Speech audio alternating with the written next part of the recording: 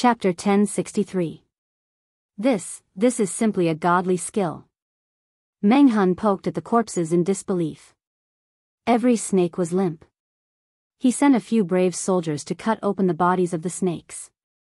They were shocked to find that the internal organs and bones of the snakes, which looked fine on the outside, had been violently crushed into pieces.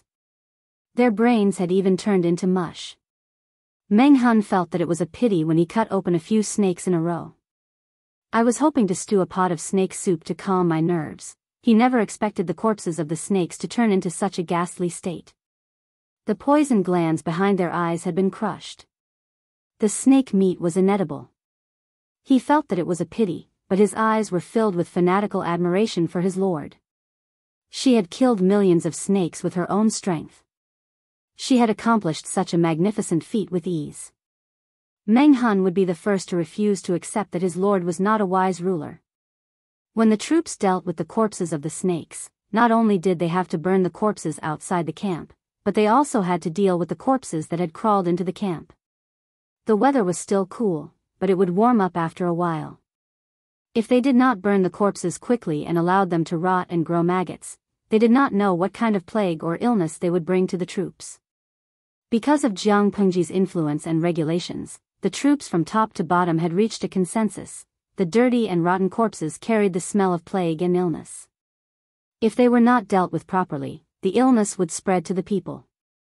The group of snakes was too lethal. Even the Gaoyue people who controlled thousands of snakes did not dare to follow them. Therefore, when the snake riders of the Gaoyue people saw the fire rising in Jiang Pengji's camp from afar, they all smiled in relief. In the eyes of the snake riders, Jiang Pengji's choice of using fire to defend against the snakes was simply courting death. If the fire was too small, it would not be a deterrent to the snakes. If the fire was too big, it would endanger the snake riders. Most of the snakes were poisonous, and their toxicity varied. Some of the poisons could take a person's life in the time it took to drink a cup of tea, while others would cause a person to die slowly in pain. It was almost an unsolvable situation. The snake riders were arrogant and confident.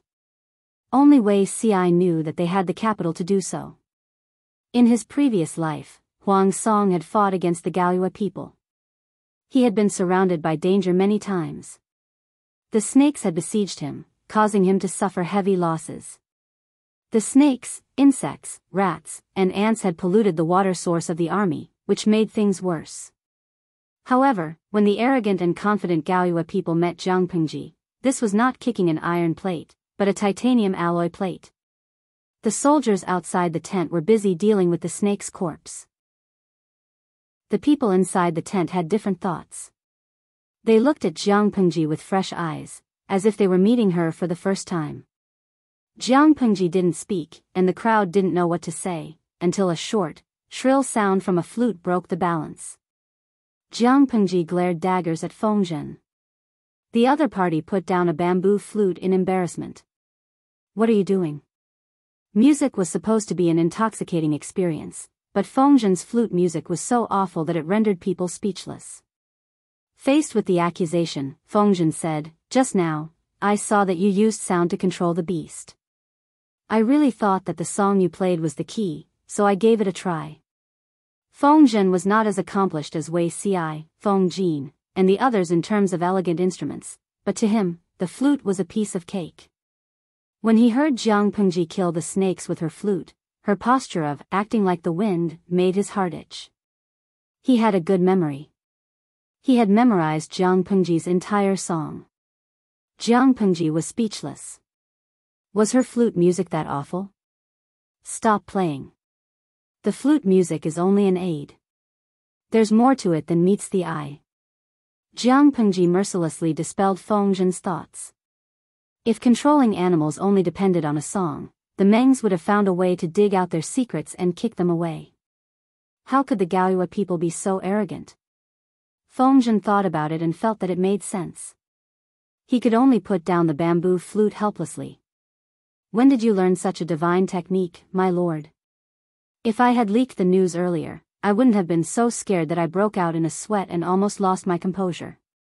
Although his mental fortitude was strong enough, he could only watch helplessly as tens of thousands of densely packed snakes swarmed toward him. Fengzhen's legs almost gave way. If he had known that his lord had the ability to control beasts, Fengzhen wouldn't have had to endure such psychological torture. Jiang Pengji revealed a cold expression that said, "I don't want to answer."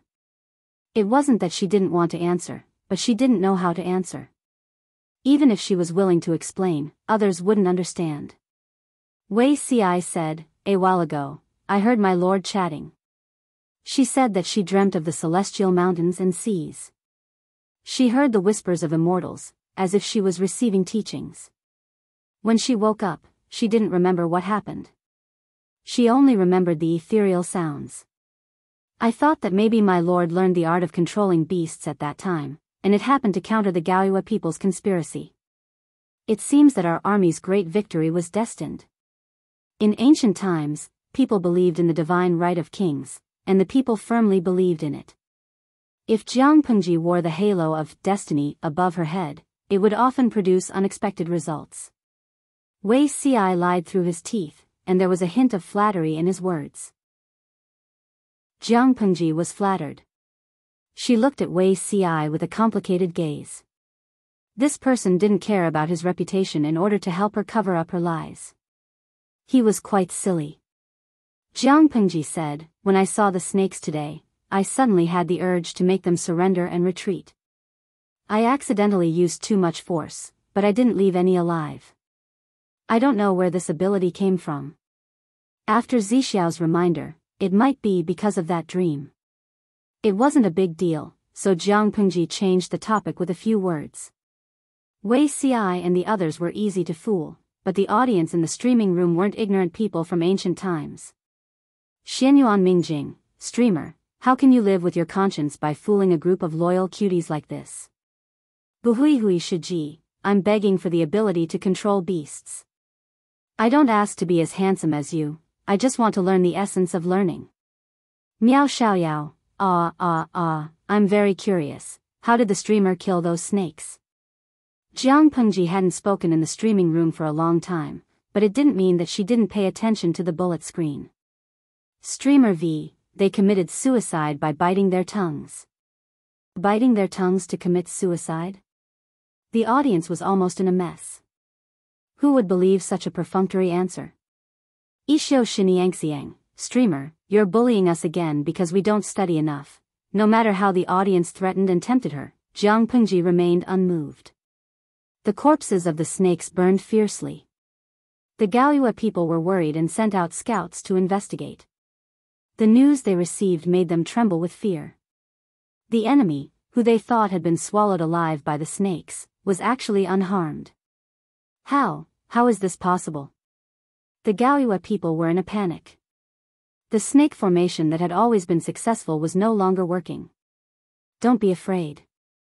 If Lu Shi dares to challenge us tomorrow, we'll send out our army of beasts.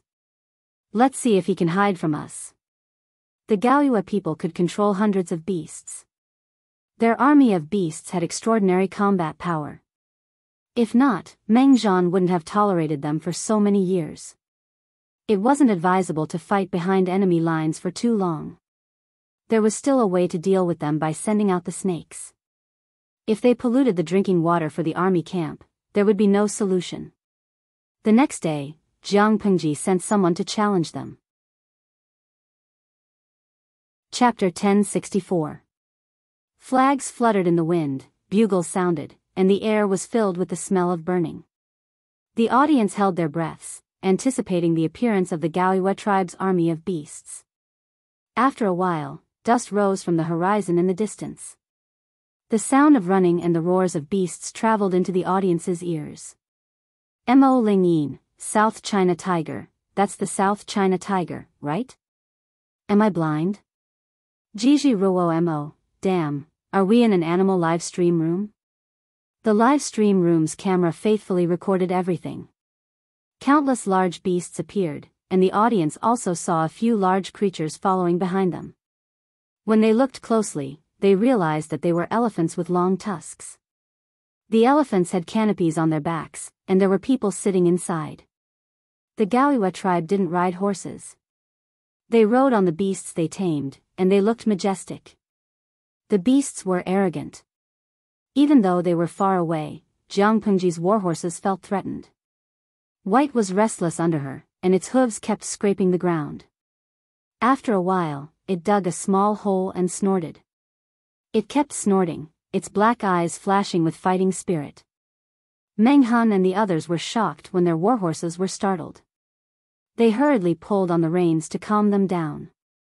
Warhorses with good bloodlines had bad tempers, but those with poor qualities were more embarrassing.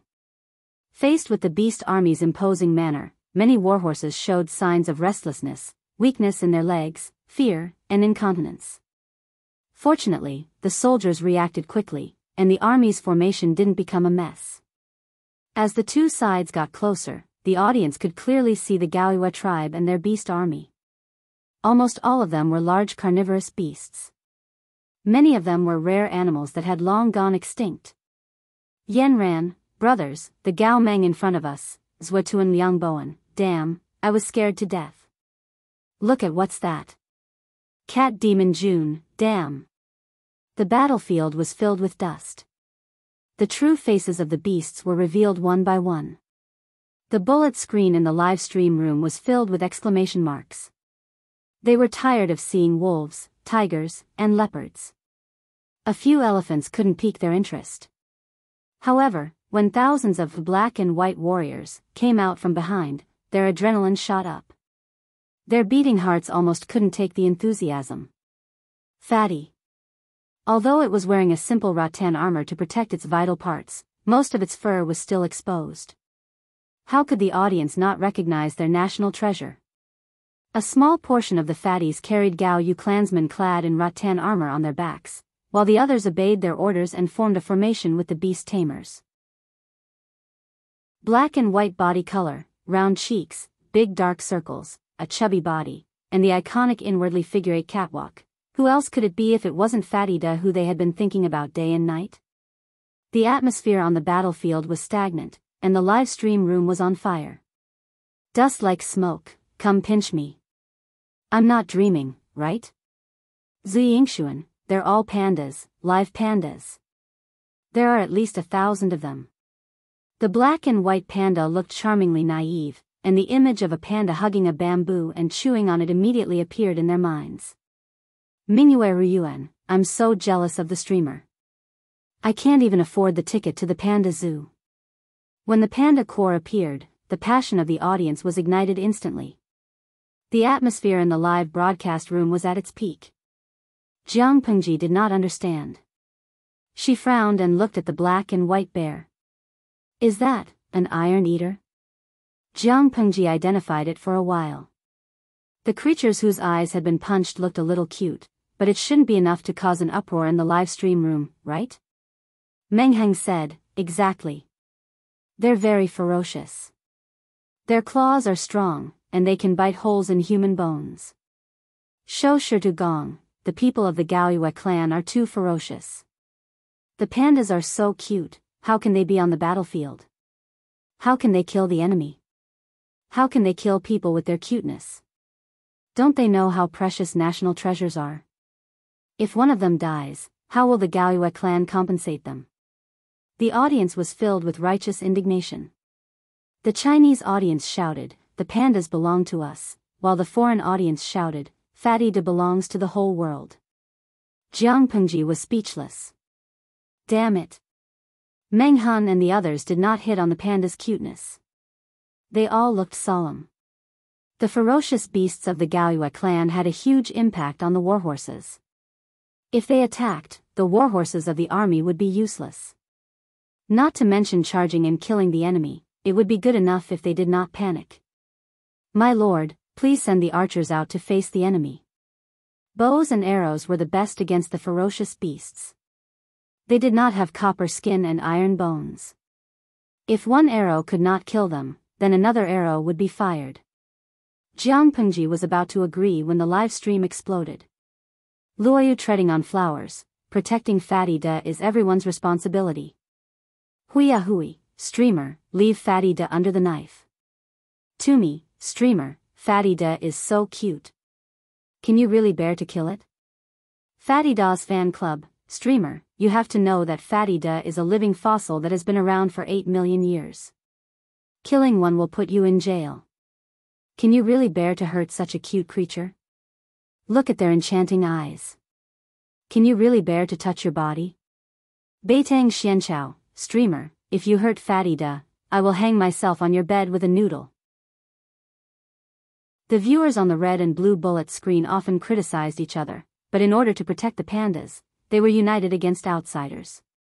They racked their brains to convince Jianghu.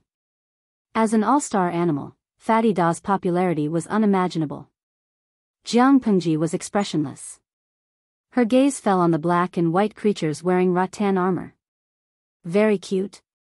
The viewers saw their cuteness, but Jianghu realized that most of the pandas were aggressive and wild. She shook her head secretly. She couldn't understand why the world in the streaming room would like such ferocious beasts. Jianghu took out the jade flute from her waist. Wei Ci, who had been paying attention to her, subconsciously urged his horse to go around her. Feng Jin also noticed her actions. My lord, what are you doing? Every man and horse under my command is a treasure. It would be a pity to lose them. Jianghu pretended to place the jade flute by her mouth. The Galua clan has trained countless ferocious beasts. If they charge into our army, there will definitely be a lot of casualties. I can't bear to see that. Yesterday, she fought against a group of snakes alone. Today, she fought against the entire enemy army alone. She was so powerful. The Galua clan didn't see Jianghu's actions. Even if they did, they wouldn't care. The two armies faced each other without any unnecessary words. After setting up their battle formation, the Galua clan asked the snake riders to use the snake formation as the vanguard to disrupt the formation of Jianghu's main force. Once the formation was disrupted, the Galua clan could command the ferocious beasts to attack. If she didn't do this, Jianghu's archers wouldn't be just for show. Without torches, they wanted to see how the enemy would die. Most of the snakes that the Galua clan had reared had been killed.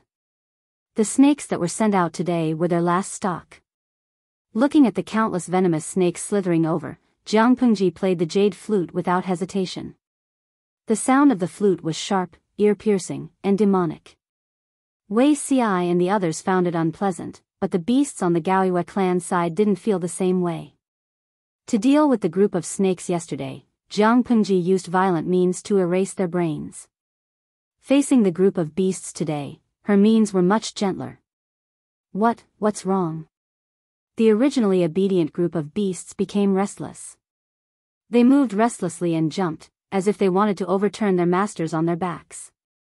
The Galua clan members riding on the backs of the ferocious beasts were dumbfounded. Chapter 1065. What's going on?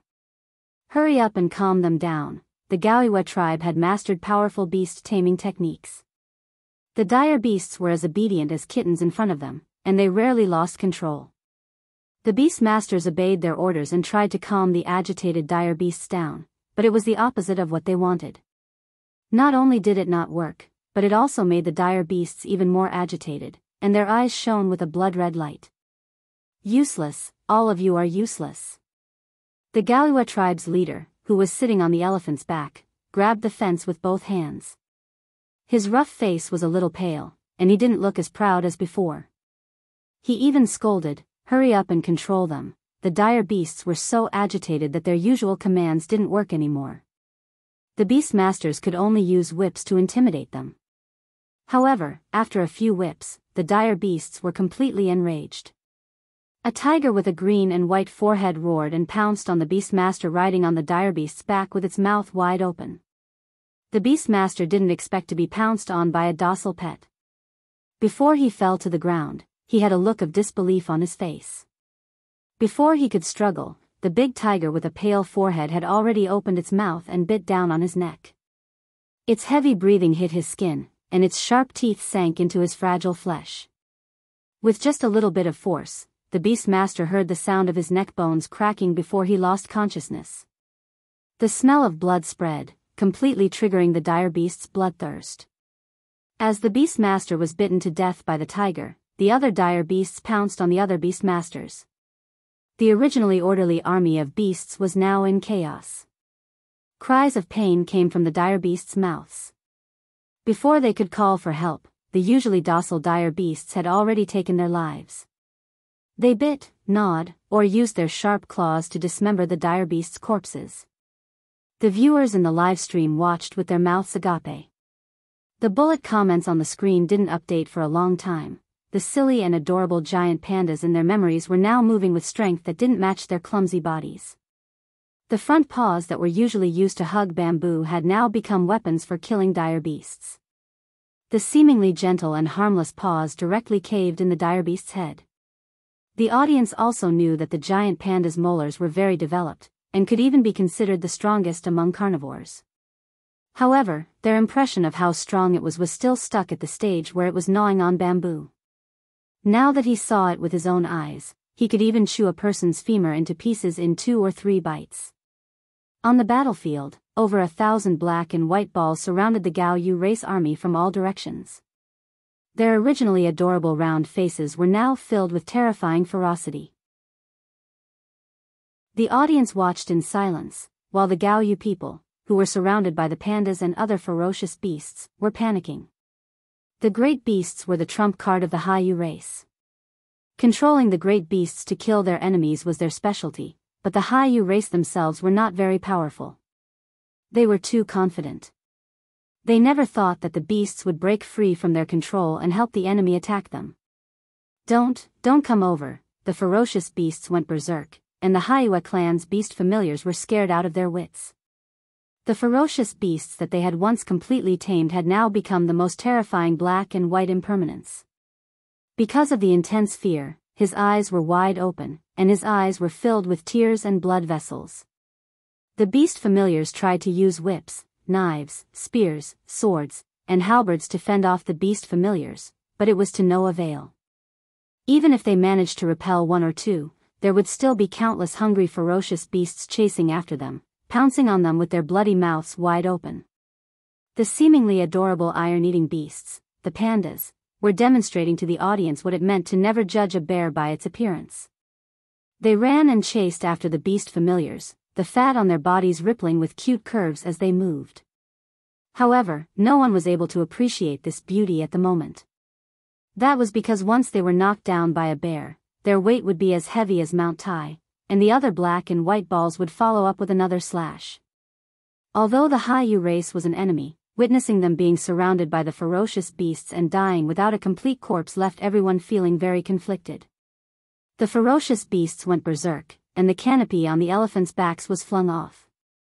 The Jianghu race's leader and elders, who were sitting in the canopy, fell to the ground and were half dead. Before they could get up, the ferocious beasts, who had lost control of their emotions, pounced on them one after another, their sharp claws and teeth raining down on them. In just a few breaths, all that was left on the ground were the mangled corpses riddled with wounds. Their flesh was turned inside out, and blood was gushing out. Before they died, their eyes were still wide open. As their breathing stopped, the strong desire to live in their eyes gradually extinguished. Only a horrifying fear remained on their faces.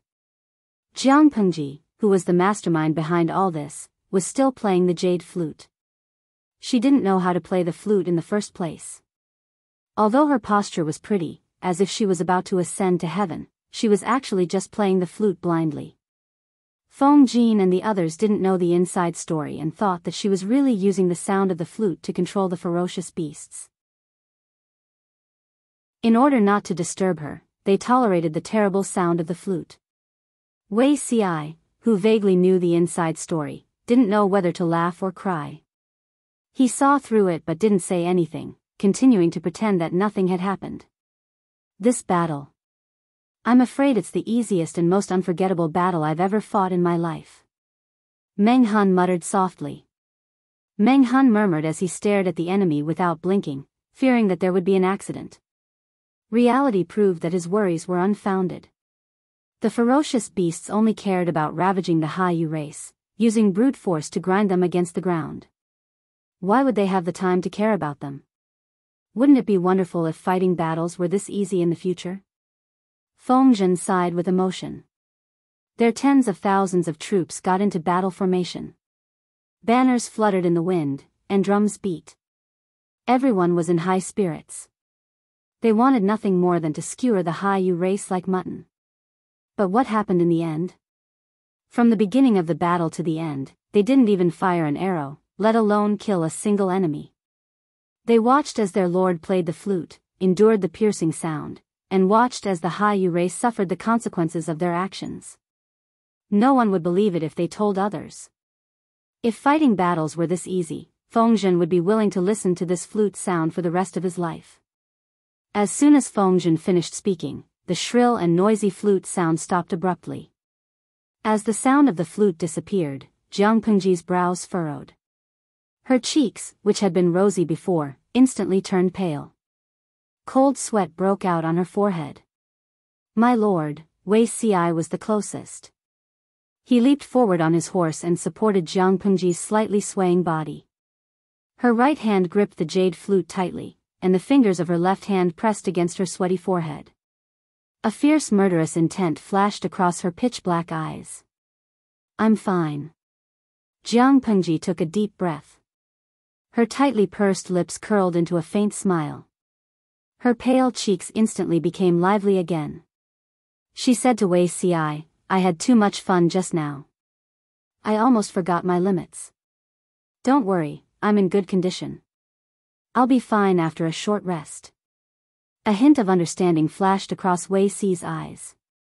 The Haiyu race had to expend a lot of energy to control hundreds of beasts to defend against the enemy. His lord had done it all at once. She must have been burdened. There is a limit to one's strength. My lord, please put your health first. If the Lord takes care of everything, wouldn't it mean that we are incompetent? Feng Jin and the others had similar thoughts as Wei Ci. Unbeknownst to them, Jiang Pengji had suddenly stopped not because she didn't have the strength to continue fighting, but because the subsystems had joined forces to attack and attempt to escape from the prison. Chapter 1066. Jiang Pengji's body was in trouble, so no one dared to let her continue taking risks. Anyway, the Galiwa tribe and the beasts they tamed had killed each other. The Galiwa tribe was almost completely wiped out, so there was nothing to fear. As for the latter, Meng Han was about to order the army to be on guard against the beasts' counterattack, but Jiang Pengji dispelled his worries. If you don't harm them, they won't harm a single soldier of our army. Meng Han's eyes flashed with joy. If that was the case, the last bit of worry he had was gone. Just as Jiang Pengji had said, the beasts that had been bloodthirsty not long ago were now well behaved. Some were lying on the ground, some were standing, some were yawning, and some were wagging their tails. They didn't seem threatening at all. Even so, the group didn't let down their guard, nor did they think that they were cute. After all, the remains of the Galiwa tribe were still warm.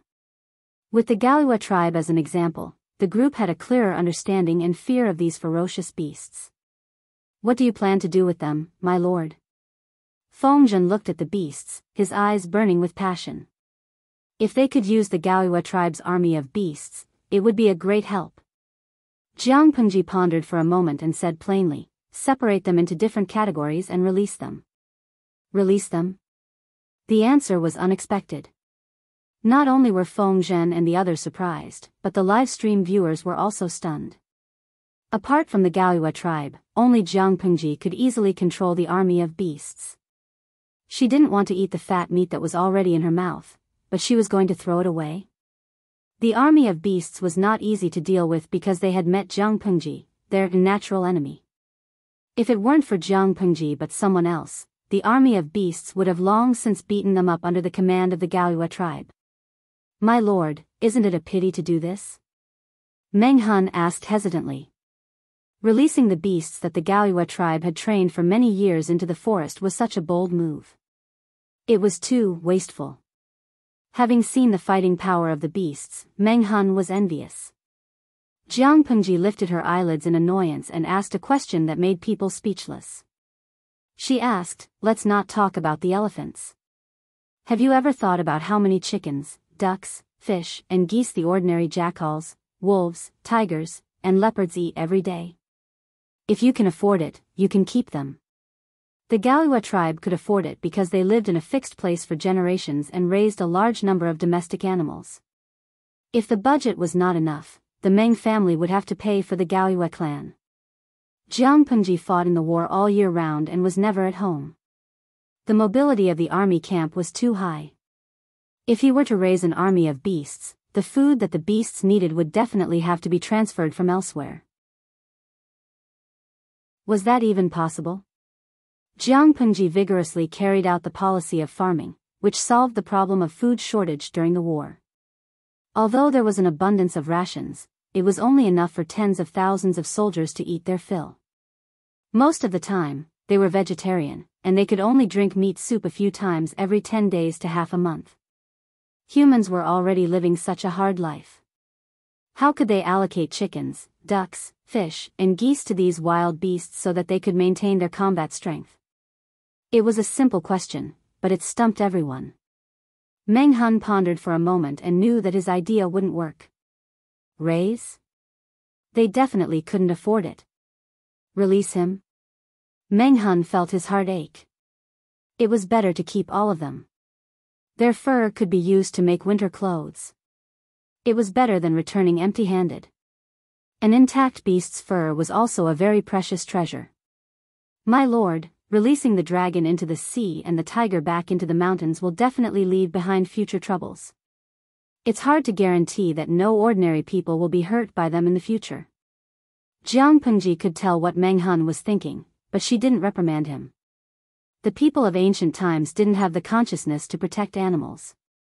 Because in the eyes of the people, wild beasts were enemies who competed with them for living space. Almost everywhere, wild beasts had killed people. When ordinary people encountered ferocious beasts, they basically had no ability to resist. Releasing these wild beasts back into the mountains would indeed leave behind hidden dangers for the people. I'll give them an order to avoid strangers and go to the remote mountains and forests to live. Jianghu understood, but she didn't want to do that. They belonged to the mountains and forests. If the Galua people hadn't captured and imprisoned them, they would have been free. Most of the beasts were caught locally, but some were smuggled over from faraway places. Jianghu made the decision to release most of them into the deep mountains and forests. She gave them an order, while the rest were left in the Galua people's territory to raise and find a suitable environment for them to live in. The elites of the Galua people were all annihilated. The defense of Luofeng Dock was useless. How could they resist Jianghu's ferocious army? The army advanced triumphantly at the fastest speed. Using Luofeng Dock as a foothold, they outflanked the other two districts in Qianyan County. She was like a hot knife through butter. The Galua people, whom Meng Zhan had high hopes for, couldn't stop her. As the front line lost again and again, urgent secret reports were sent to Meng County. The war was getting worse. Meng County was in a state of panic. Meng Zhan couldn't sleep for a few nights. Useless, Meng Zhan didn't expect the Galua people to be so weak. They weren't fighting a war. They were sending their lives to the enemy. Although Meng Zhan was only using the Galua people, he didn't expect them to lose so badly. The Mengs have raised them for almost 300 years, but in the end, they're useless. Meng Zhan was so angry that the blue veins on his forehead were visible. He hit the table with his fist, which made a dull sound. After a while, he took a deep breath to calm himself down. He asked, "Is there any news from Zhangjiang Gate and Yumen Gate?" The subordinate replied, "It hasn't arrived yet, but judging from the time, it should be coming soon." Hearing this, Meng Zhan's face turned a little better, but he couldn't stop cursing Lu Shi and Jianghu in his heart. The former lived a leisurely life as a retired man. The latter went back to the two subsystems to settle the score. That day, Jianghu controlled the beasts of the Galua people to kill each other. She didn't expect the two subsystems to take advantage of the situation. The mental brain was the strongest and weakest part of a human being. Jianghu used her strong mental strength to imprison the two subsystems there for a few years. During that time, the two subsystems behaved themselves.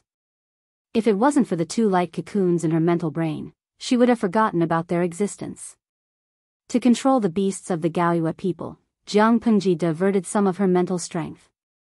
This created an illusion for the two subsystems that her mental strength was weak.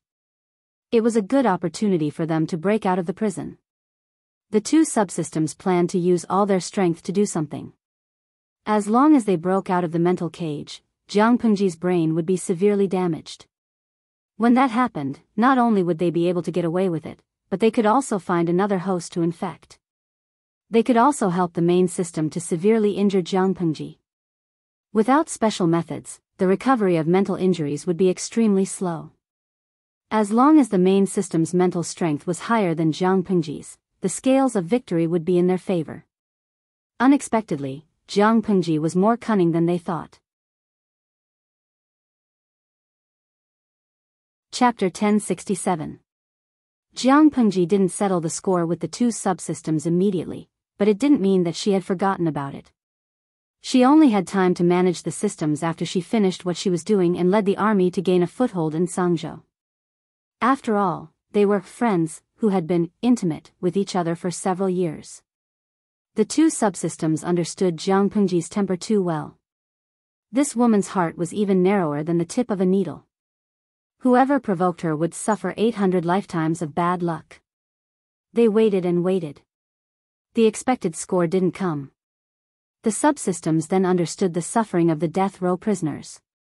When they heard Jiang Pengji's voice in their mental brain, they didn't feel nervous or afraid. Instead, they felt relieved as if they had been released from prison. At the same time, a thought popped up in their minds. It's finally here.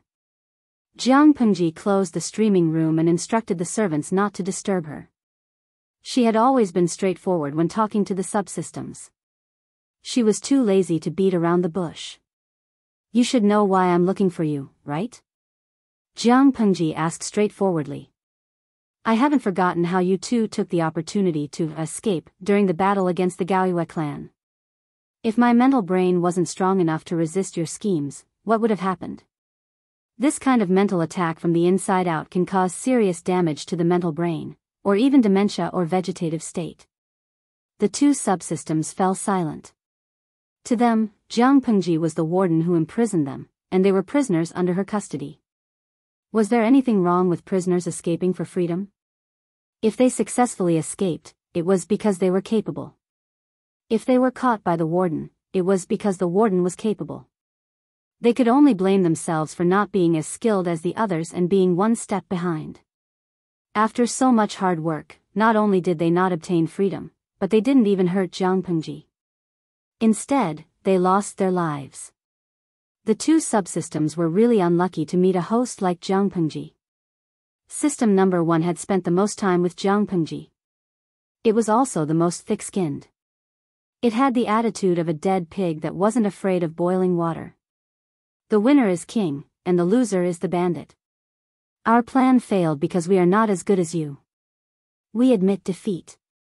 System number 1 said in a dry electronic voice, Jiang Pengji, you've locked us up for so many years. If you wanted to kill us, you would have done so long ago. You've kept us alive until now. You must be up to no good. But I have to warn you, if you don't kill him now, you might not have the chance in the future. Jiang Pengji was stunned. She smiled and said, why do you say so? Could it be that your main system has already discovered your situation and is planning to save you? If that's the case, I'm actually quite happy. The main body of the system is still hidden, which is a hidden danger to me. Hidden dangers were like ticking time bombs. Don't try to trick us. Even if we die, we won't say a word about the main body. System number 1 sneered and said, do you still remember the plain patrol merchant I mentioned to you when we attacked Fini County? He's here. Jiang Pengji's expression froze. Her eyes flickered as if she was trying to determine if system number 1 was telling the truth. He came? Jiang Pengji said, but... I remember you said that it would take at least 10 years for him to arrive here? System number 1 said coldly, there are always surprises in everything. Plans can't keep up with changes. Logically speaking, it should take him another 10 years or so to find this plane. I don't know what went wrong, but the time of arrival has been brought forward. Jianghu, you're dead meat. Jianghu lowered her eyelids and did not say a word. System number 1 was still chattering away. If you hadn't acted smart and chosen to cooperate with me back then, it would have been a win-win situation for us. How could our relationship have become like this today? System number 1 seemed to have vented its anger and said to Jianghu, you don't belong to this world. You're a spiritual body that has entered this world illegally. You're an anomaly. To put it bluntly, you're a pathogen that brings disaster. The plane patrol merchant will not let you off. Speaking of this, system number 1 was also sneaky. You're not afraid of being caught by the plane patrol merchant, but we don't want to be locked up. Naturally, we want to escape. If Jianghu was not so stubborn and full of ideas, they could have cooperated to escape the pursuit of the plane patrol merchant. Now, it wanted to see how Jianghu would die. I've told you before that the plane patrol merchant can't do anything to me. At most, they'll be locked up for a few years before being released. They don't deserve death. You're different. You're just a spiritual body. You're nothing more than an ant. System number 1 seemed to want to vent all the grievances it had suffered over the past few years. It kept saying, I know you think that my method of deceiving the host is despicable, but didn't you say it yourself? It's fine as long as you're happy while you're alive. Who cares if there's a flood behind you when you die? After you die, your soul is used as a reward for a second use. What's this? If you can exchange your soul for a lifetime of glory and splendor, how many people would be willing to trade with me? Don't think too highly of yourself and put gold on your face all the time. System number 1 rattled on.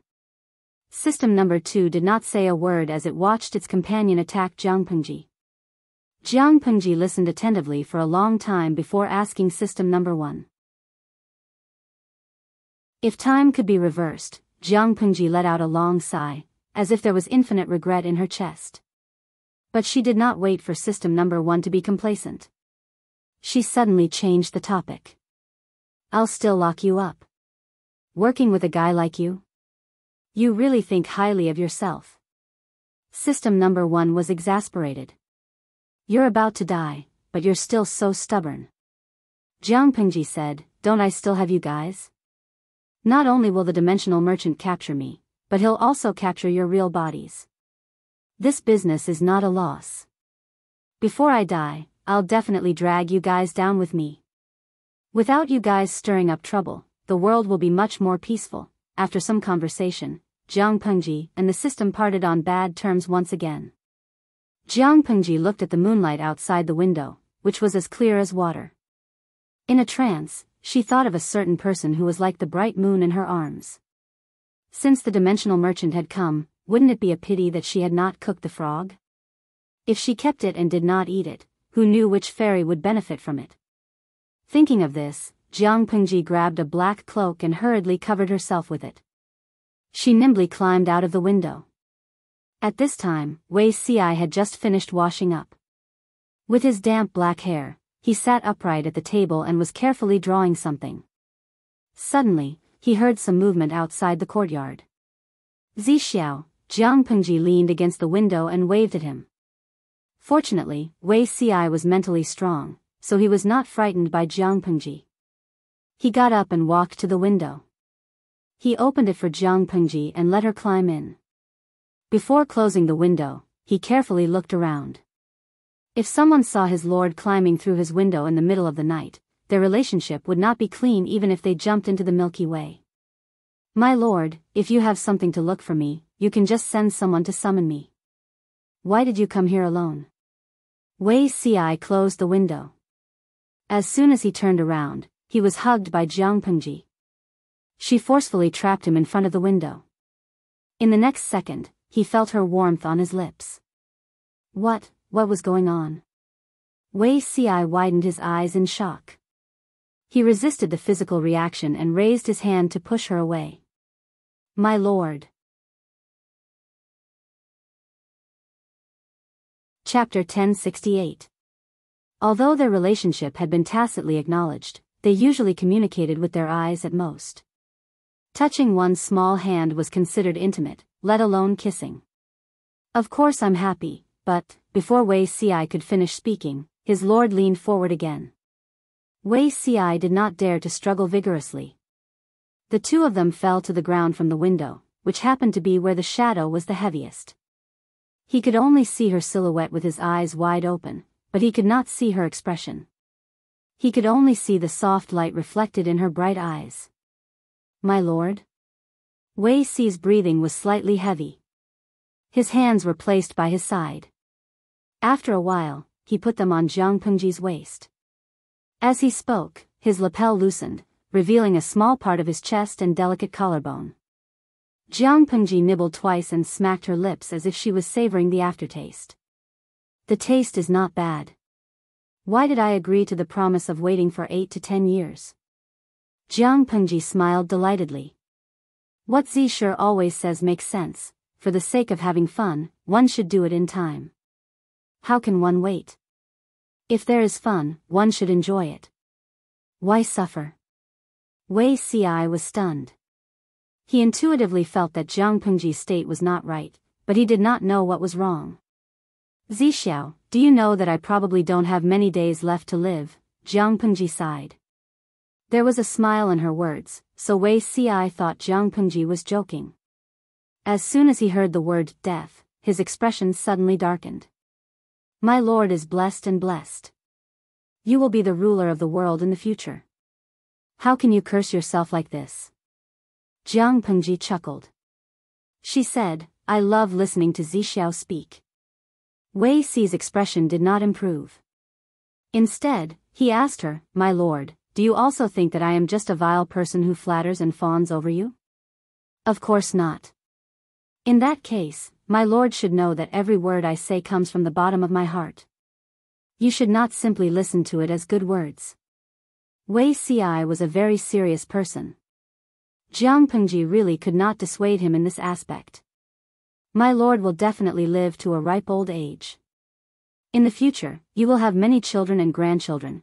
Jiang Pengji blinked and said with a smile, In the future, you will have many children and grandchildren? Wei Ci was stunned for a moment.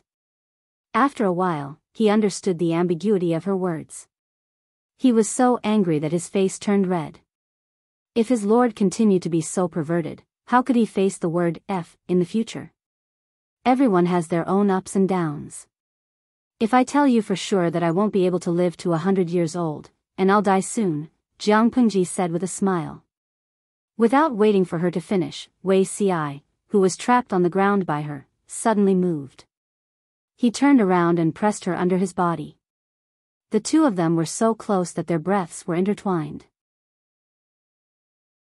Jiang Pengji did not have to look to know that Wei Ci was angry. It's impossible for you to suddenly die. Jiang Pengji responded with a smile and said perfunctorily, Yes, yes, yes. It's impossible for him to die suddenly. At most, he will die young. Wei Ci could not bear to listen to these words, especially when they were linked to Jiang Pengji. Who would curse themselves for having a short lifespan all day long? If all the deities and Buddhas in the sky really heard it and shortened her lifespan, wouldn't Wei Ci go crazy? Zixiao, I don't want to either. Jiang Pengji sighed and raised her hand to caress his back. The two of them changed from lying on top to lying on their sides.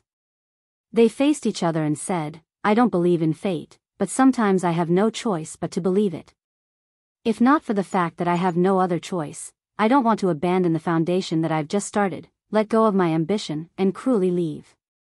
A stolen life is really too short. Wei Ci's expression changed. He clenched his slender fingers into a fist, his nails digging into his flesh. You're a smart person. Most likely you've already guessed that I'm not Lu Shi, Jiang Pengji said. My surname is Jiang, and my name is Pengji. I come from a very, very distant world. I stole this part of Lu Shi's life. Although it's not what I want, I can't do anything if others want to take it back. Wei Zixiao, you said that I've coveted you for so many years, and you're very clear about it. Why won't you allow me? Wei Ci listened to her in a daze, as if he was listening to a heavenly book. His lips moved, and he could not speak for a long time. A stolen life will definitely be taken back by the heavens? He came back to his senses. If that's the case, I may be able to accompany my lord for a while longer. Unfortunately, Wei Ci was also a thief. Jiang Pengji knew the deeper meaning of his words. She smiled and leaned closer to him, kissing him on the lips. As expected, Zixiao is still the most considerate. No matter how many years had passed, Wei Ci still could not adapt to Jiang Pengji's enthusiasm. He scrupulously abided by his identity and did not dare to overstep his boundaries and offend her in any situation. Even in such matters, he let her lead. Although Jiang Pengji did not have much actual combat experience, in the interstellar era, what could she not have? Her theoretical knowledge was very rich, and she was familiar with all kinds of difficult positions. Jiang Pengji saw that Wei Ci had tacitly agreed. Her right hand moved from his chest to his waist. After feeling around for a while, she started to untie the knot. His clothes were half undone. His eyes were drowsy, and the corners of his eyes seemed to be filled with moisture. While she was dawdling, Jiang Pengji's clothes loosened a little. Wei Ci could not suppress his emotions as he looked at her. Jiang Pengji was about to feel her hand down when the tip of her ear moved. There was a strange movement outside the door. She looked up abruptly, and coincidentally saw a tall black shadow flash past the door. Jiang Pengji's mind calmed down, and she quickly got up. She straightened her clothes and opened the door. Wei Ci seemed to have been splashed with a basin of water. The misty look in his eyes faded, and it was replaced by rationality and seriousness. My lord? Wei Ci saw that Jiang Pengji maintained the posture of opening the door and did not move. He quickly took the lamp at the side to illuminate the room. He went forward to take a look. He saw a long black wooden box on the ground. The outside of the wooden box was carved with complicated auspicious clouds and dragon and phoenix patterns. In addition, there was a creature lying on top of the wooden box, moaning softly. Its soft and fat body was spread out like a meat patty. The creature seemed to have noticed them as well. It raised its head with difficulty, and its two black grape-like eyes stared straight at them. Jiang Pengji's face was a little gloomy. If the person had not deliberately made a sound, she would not have noticed that there was someone outside. Bring them in. Jiang Pengji said gloomily. Wei Ci could only squat down. He scooped up the black and white meat patty with one hand and picked up the black wooden box with the other. He thought that the wooden box was very light, but the actual weight was far beyond his imagination. He could not carry it with one hand. Jiang Pengji saw the situation and reached out to help. She weighed it. She did not know what was inside, but it was close to 100 kilograms. Wei Ci found that there was a letter under the black and white meat patty. Come in. Jiang Pengji's face was a little gloomy. No one would be in a good mood if their mood was interrupted by external objects. Wei Ci did not dare to directly pass the strange letter to Jiang Pengji. What if it was smeared with poison? Wei Ci was shocked when he opened it. The craftsmanship of this paper is really ingenious. It was as white as snow and as thin as silk. Even the best rice paper could not compare to 1/10,000th of it. Looking at the content, there were only 2 sentences. It was created by your father. I present it to you. Chapter 1069. This is emulation paper. Jiang Pengji glanced at him, and a hint of coldness flashed in her eyes, but she remained calm on the surface. What's emulation paper? Wei Ci held the piece of paper fondly. The texture of the paper made him sigh in his heart. Could such outstanding papermaking skills really be achieved by humans? It's just an ordinary piece of paper. Jiang Pengji looked down and sneered. The smile on her face was full of mockery. It's getting more and more interesting. Wei Ci did not understand what she meant. What did she mean by getting more and more interesting? Jiang Pengji had no intention of explaining. She placed the black wooden box on the table, her gaze solemn. Just as he was about to raise his hand to open it, Wei Ci hurriedly stopped him. You can't, my lord. We don't know the origin of this item. If there's any sinister poison in it. He held the moaning black and white meatball in his right hand and stopped Jiang Pengji from courting death with his left hand. Jiang Pengji said, based on the skills of the person who came just now, if he really wanted to harm me, why would he need to play tricks inside?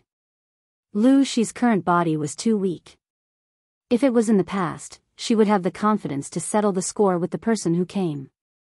Wei Ci could not dissuade Jiang Pengji, so he could only watch her anxiously. If there was an accident, he would pounce over. I can't open it. There's a problem with the box's lock. Jiang Pengji tried and found that there was a lock on the box. The design of the lock was very strange. She couldn't find the keyhole. This lock seems to be made with a special mechanism technique. My lord won't be able to open it like this. Wei Ci took a closer look and very quickly discovered the mechanism inside. He took the initiative to volunteer. My lord, why don't you let me try, maybe I can open it. Jiang Pengji raised her eyebrows slightly and took the initiative to make space for Wei Ci to open the lock. Wei Ci placed the black and white meatball on his lap. The little thing whimpered twice, as if it was very unwilling. Jiang Pengji heard the noise and took a glance. She saw that the little guy was also looking at her.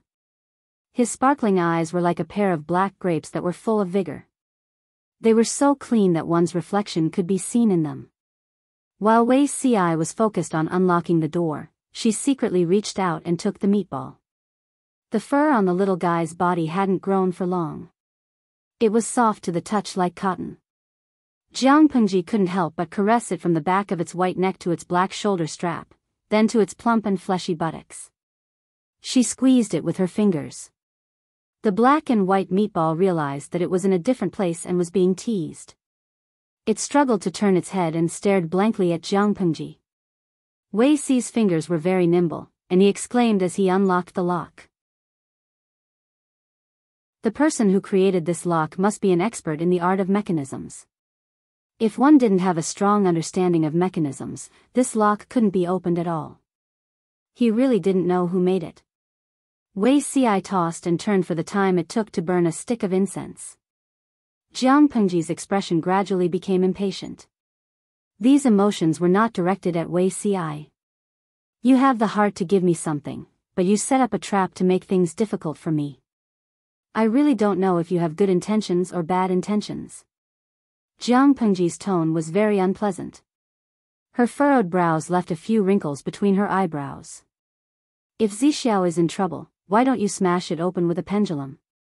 That way, you won't have to waste your energy. Is the Lord getting impatient?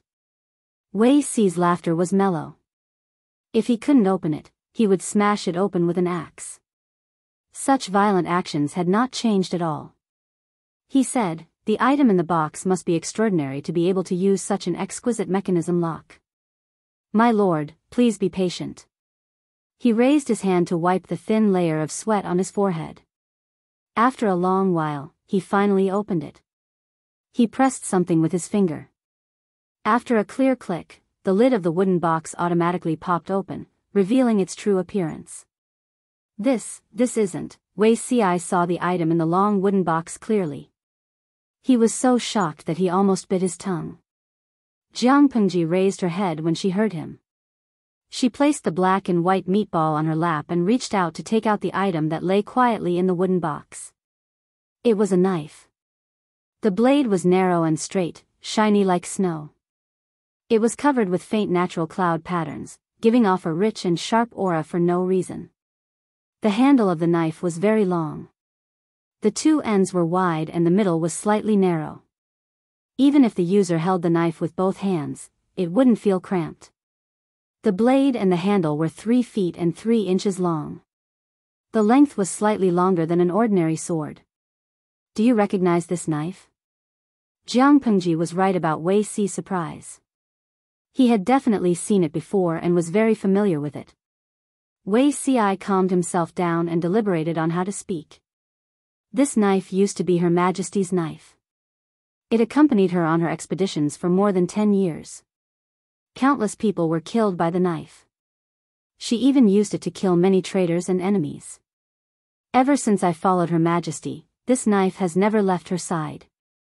Later, on Changsheng's 18th birthday, Her Majesty gave this knife to Changsheng as a token of the crown prince. This was the first time Wei Xi talked about Her Majesty so frankly, and it was in front of Jiang Pengji. Changsheng? Sure enough. Jiang Pengji seemed to have figured something out. A faint smile appeared on her face. No wonder you like Feng Jin's child so much.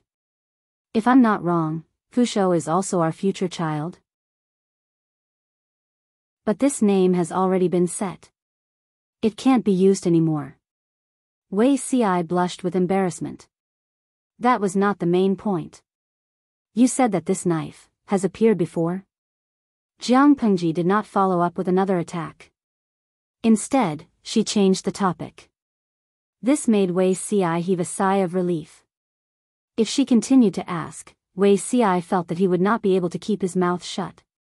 Yes, but Her Majesty has never talked about its origin.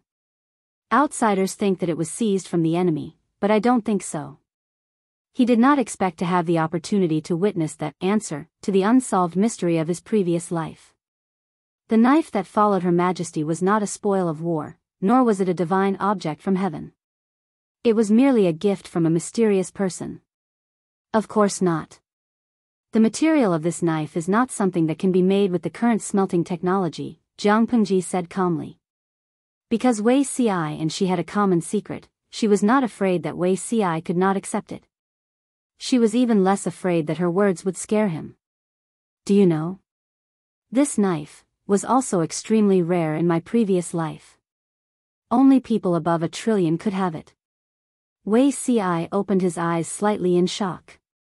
In both his previous lives, this was the first time that he heard his lord take the initiative to talk about her past. My lord's previous life? It was a very beautiful but very cruel world.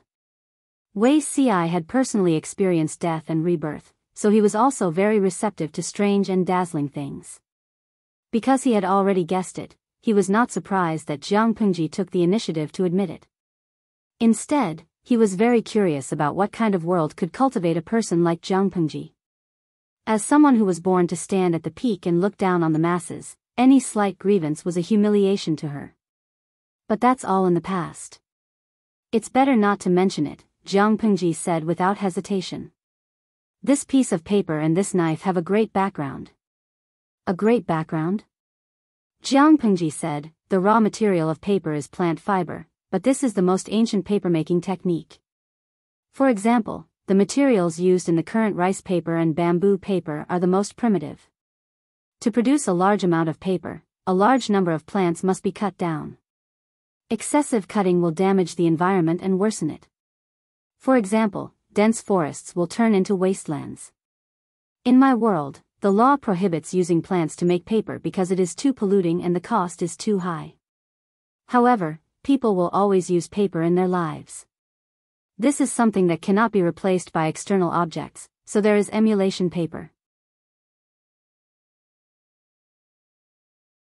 Chapter 1070.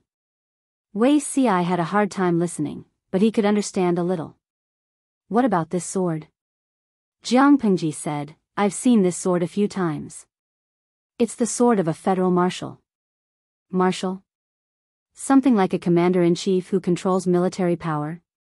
More than that, Jiang Pengji said, if I have to make an analogy, it's equivalent to the emperor, but its power is higher than the emperor's. There's only one federal marshal, and there are 10 corps commanders under him.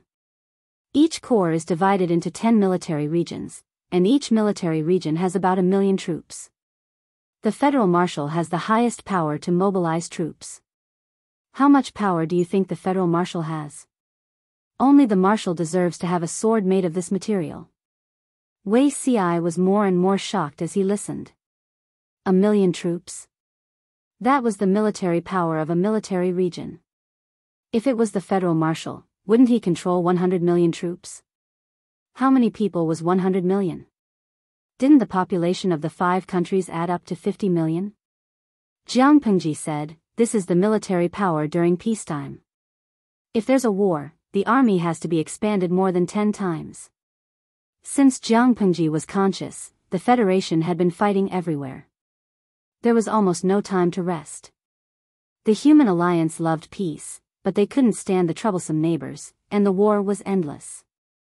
In the past, she, Jiang Pengji, was also a big boss who controlled hundreds of millions of federal elites. In this life, she led a group of weak warriors to rob a small farm.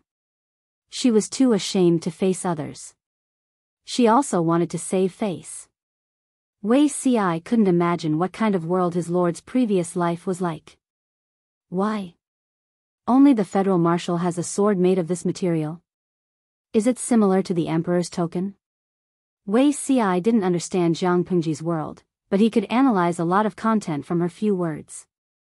She said it so calmly, as if she was used to it. It could be seen that his lord's status in her previous life was also extraordinary. Even if she wasn't at the core level, she was at least at the military region level.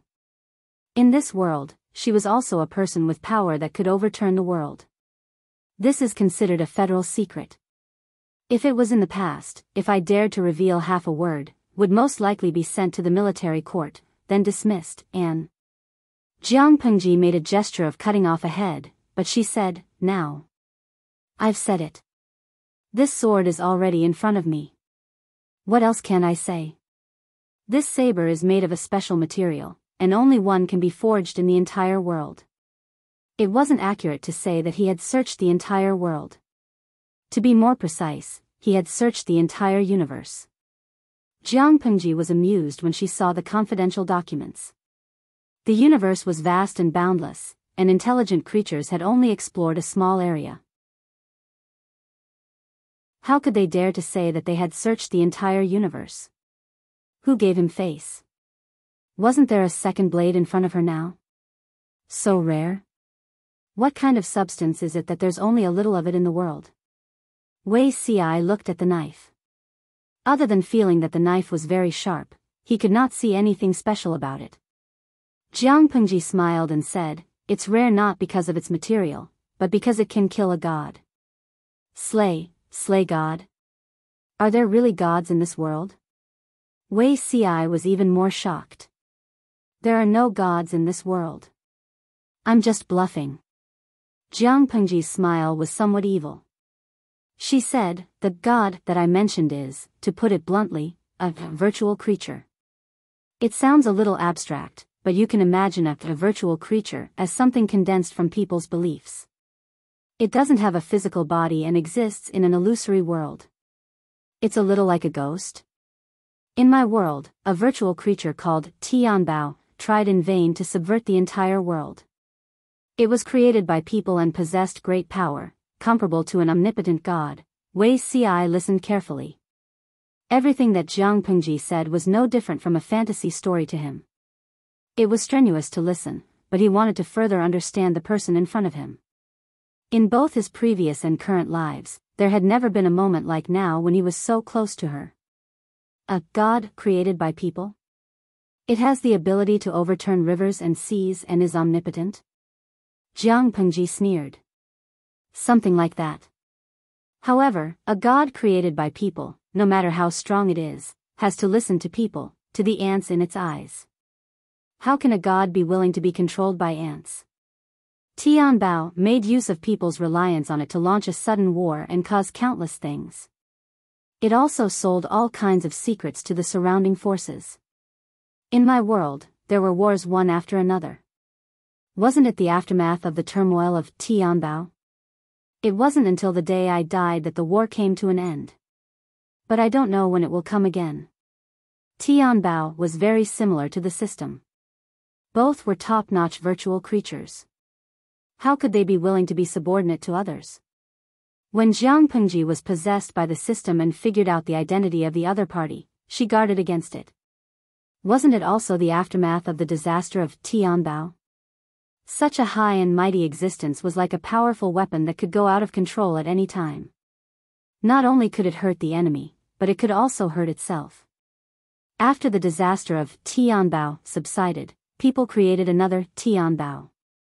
Because people can't live without Tianbao, there must be a substitute. The martial saber appeared at that time.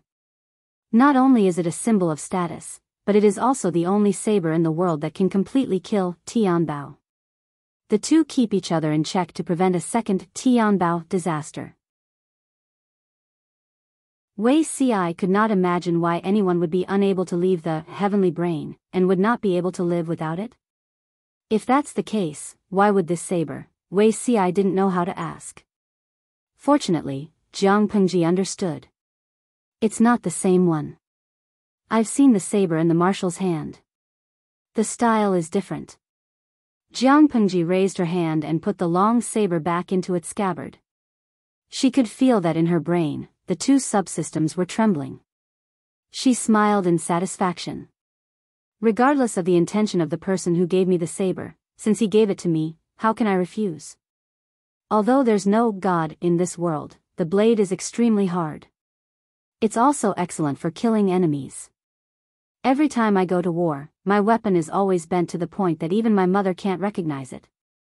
With this saber, I don't need to change it anymore. Jiang Pengji sighed with emotion. She felt very sour. She used the precious yin and yang jade pendant to flirt with Zi Xiao. She used the more powerful saber to chop people's heads. She had a huge fortune but couldn't spend it. Her life was as lonely as snow. Wei Ci was also relieved. Although he heard Jiang Pengji explain the real use of the saber, Wei Ci wasn't from that world. He didn't have a deep understanding of it. As long as it was a good saber, the Lord could kill to her heart's content. That was the most important thing. As for the person who gave the gift, Wei Ci suddenly thought of something and asked. The person said that this saber was made by your father. Was this really made by the old man? Jiang Pengji said, do you think it's possible for my father to make this kind of saber? The biggest possibility should be my father from my previous life. Although I don't know who he is. When I was 3 years old, I was found in the ruins of a battlefield and brought back to an orphanage. Then, I was adopted by a couple. The couple treated me fairly well, but because of some special reasons, they sent me to the military school for children in the war zone. There, I was treated as a genetic warrior, similar to a man of sacrifice, and raised in secret. My childhood memories are too vague, but I'm sure that there aren't any memories of my birth parents. There were millions of orphans in the Federation. Jiang Pengji couldn't find out about her past. She seemed to have appeared out of thin air. She was very fickle by nature. If she couldn't find anything, then so be it. She wouldn't force it. Jiang Pengji held the saber in one hand and scooped up the black and white meatball with the other. It's late at night. Zi Xiao, are you going to bed? Wei Ci's expression changed slightly. He seemed to have remembered the unfinished business just now. I'm not going to do anything to you today. I'm just hugging you to sleep. Don't think too much. She had a hunch that she wouldn't die anytime soon. What the system said was all King flattery. My lord, what do you mean you can't do it? Does this sound like something a woman would say? Wait, was the lord also a woman in her previous life?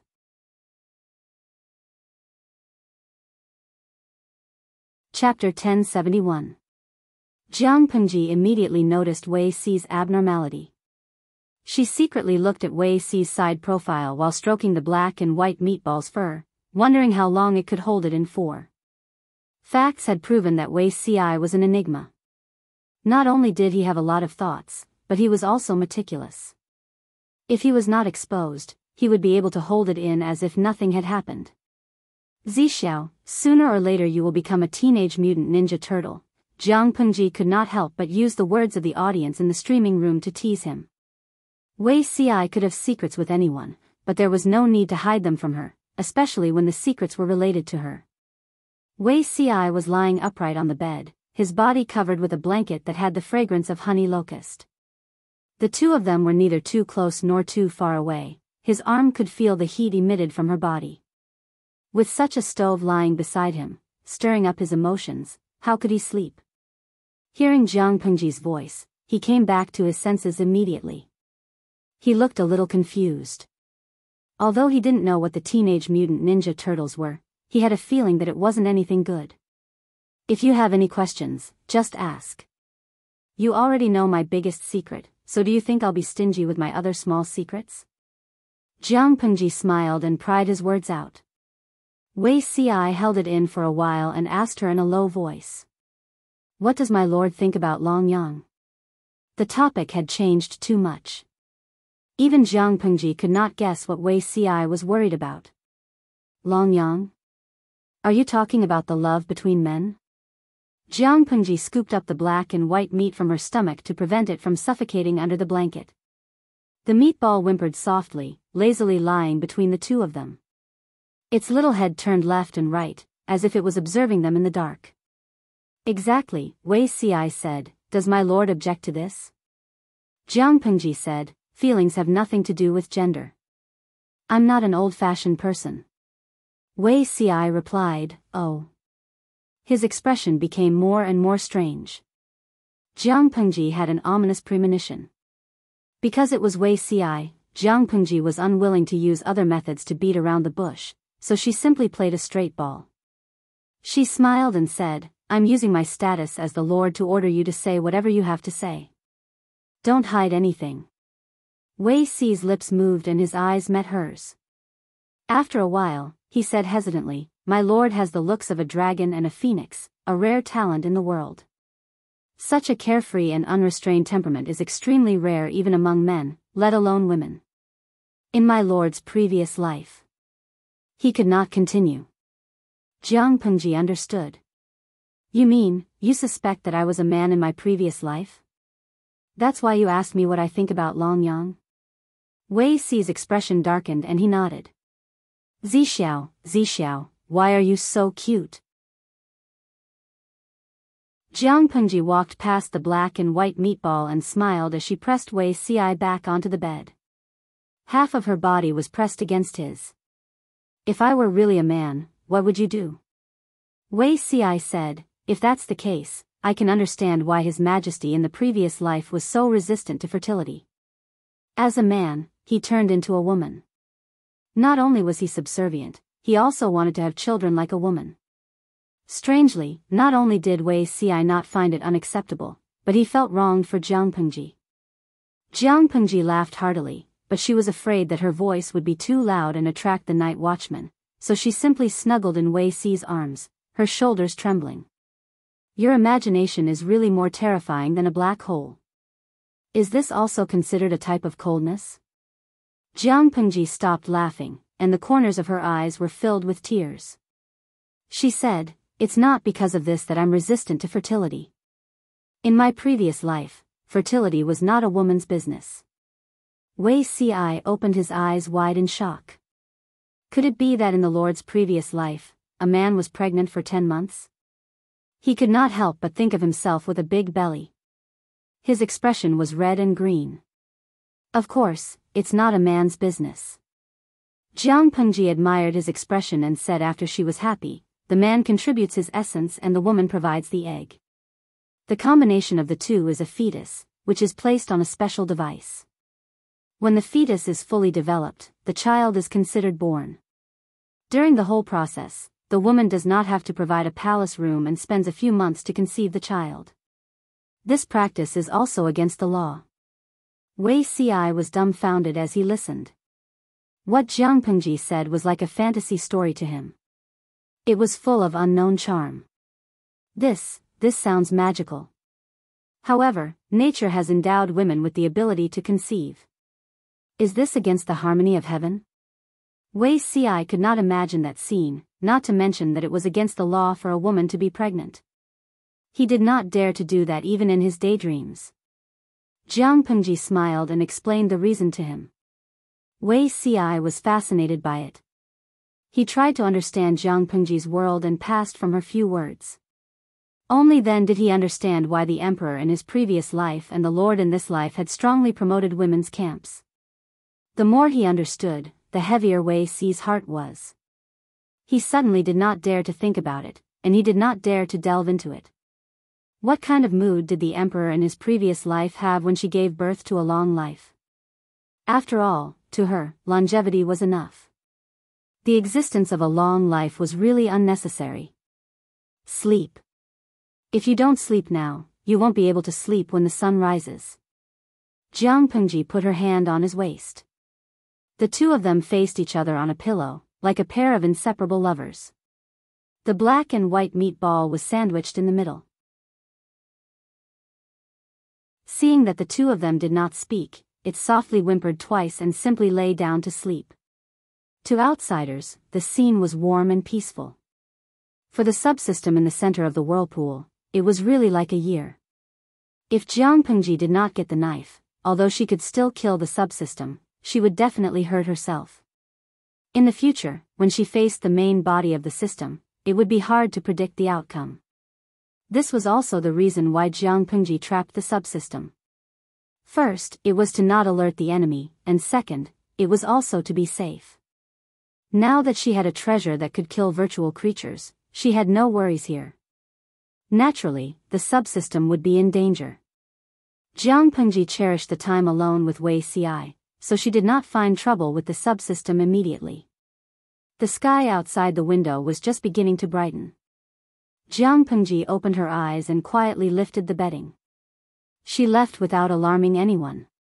When she returned to her residence, the sun was almost up. Jiang Pengji pretended that nothing had happened. She washed up, brushed her teeth, changed her clothes, and went to the martial arts training field for a morning practice as usual. "My lord is here," Li Yun was bare-chested, revealing his strong and powerful muscles.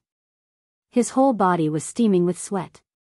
In the words of the audience in the streaming room, the little angel had also evolved into a mobile hormone. Jiang Pengji was streaming. Li Yun's appearance naturally did not escape the discerning eyes of the group of people who were crazy about appearances. The whole screen was full of comments like, "The little angel's muscles are so great, the capital is majestic, stretch out your hand to touch and lick," and so on. They deeply suspected that if the streaming room introduced the virtual touch function, would Li Yun's integrity, muscles, and **** be preserved? Jiang Pengji sighed with emotion.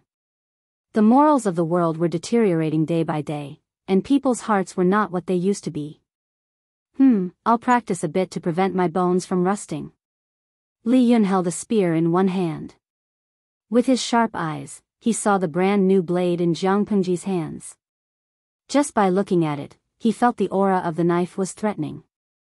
It must be a good knife. Chapter 1072. Jiang Pengji glanced at the silver spear in Li Yun's hand. It was Li Yun's treasure, it would be difficult to compensate for it if it was broken. "I don't mind practicing, but I'm afraid your spear will break." Li Yun's expression was one of disapproval. The spear in his hand was made from extremely precious materials and the world's best smelting and forging techniques. It had accompanied Li Yun in battle for many years and was still brand new. Jiang Pengji saw that he didn't believe her, so she held the hilt of the sword with her right hand and easily pulled it out. This sword was not only longer than a normal sword, but it was also terrifyingly heavy. It was much heavier than Dian Yan's double axes. The snow-white blade drew a white light in the air, the sharp edge making people feel pressured. Li Yun practiced the long spear, but he also knew how to use a sword. To a general of this era, a weapon was like a luxury car to a modern man. In a way, it was a wife. When the blade was unsheathed, Li Yun's eyes lit up and he blurted out, "Good sword." "Take a look." Jiang Pengji gestured for someone to bring a normal sword over. She held it and waved it. A white light flashed and a crisp cracking sound rang out. With a clang, the two halves of the sword fell to the ground, stirring up some dust. Li Yun was dumbfounded. "This sword came at the right time, I can save some expenses in the future. It's not like I have to reforge my saber every time I fight a battle." To her, this divine weapon that could threaten the sky's brain could only be used to kill people and cut fruits, and also to make the system fearful. Other than that, did it have any other value? Nothing. Li Yun didn't use a sword, but it didn't stop him from admiring it like a beauty. "Lord, does this sword have a name? What's the big deal about cutting a hair?" The sword in his lord's hand could go head to head with other weapons and even cut the opponent in half like a fruit. It was definitely a divine weapon. Jiang Pengji was bad at naming. There was no doubt about that.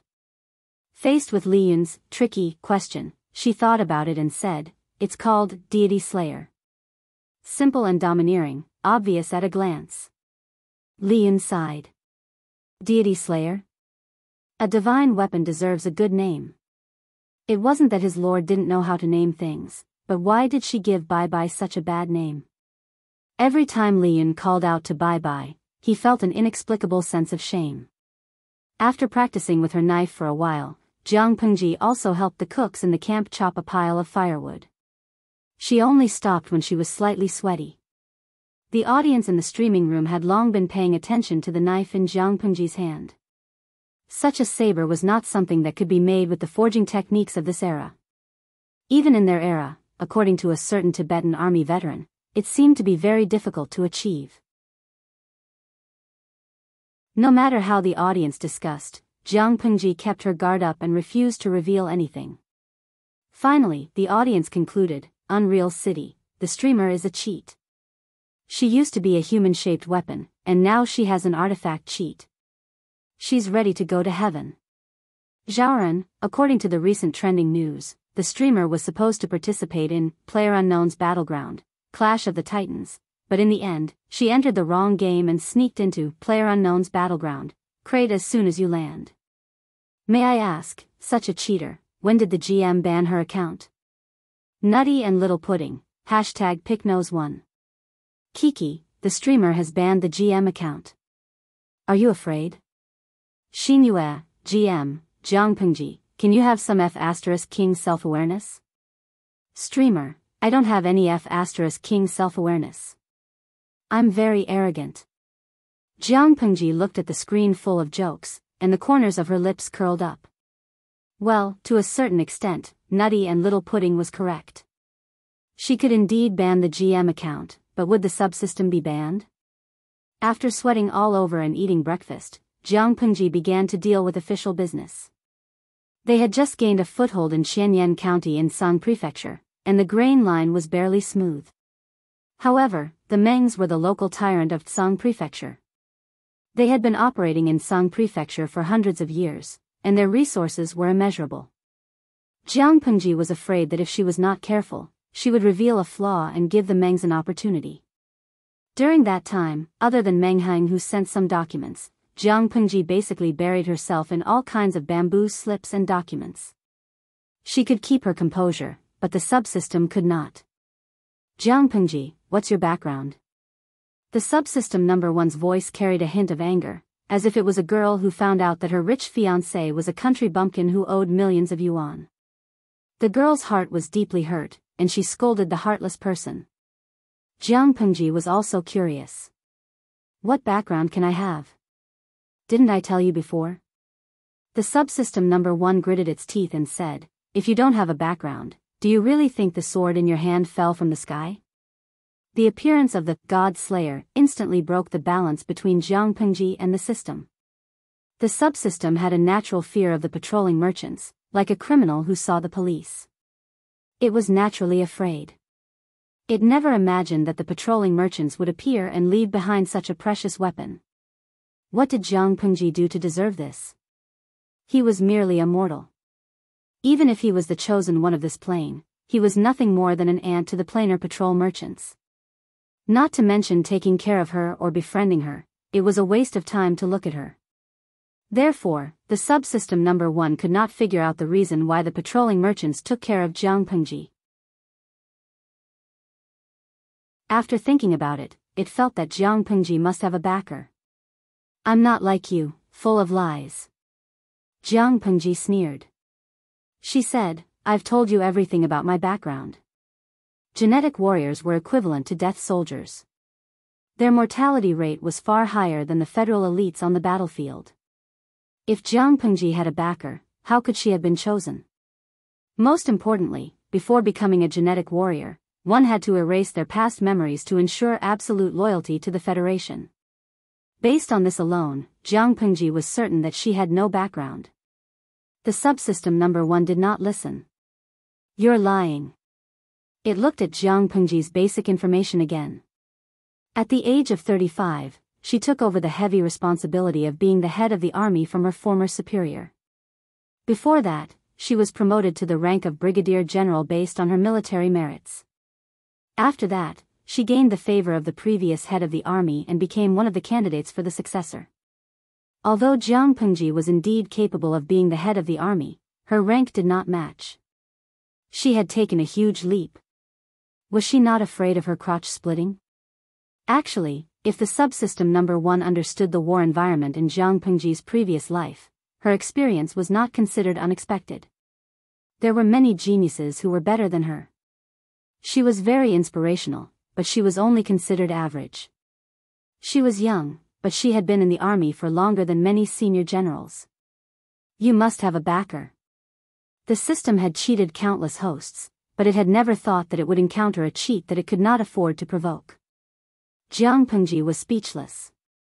She was inexplicably angry. If I had a backer, I would have turned you into ashes 800 years ago. In her previous life, she had climbed up by relying on her own abilities. How could she be accused of having connections because of a single sentence from the system? If it weren't for the fact that I can't bear to part with the people in the streaming room, I really want to cut all of you up. The god slayer in the baby's hand was already restless and thirsty. With the existence of the god slayer, Jiang Pengji was not so afraid of the system. She could calmly wait for the day the net was drawn. Now, she was the one who played chess.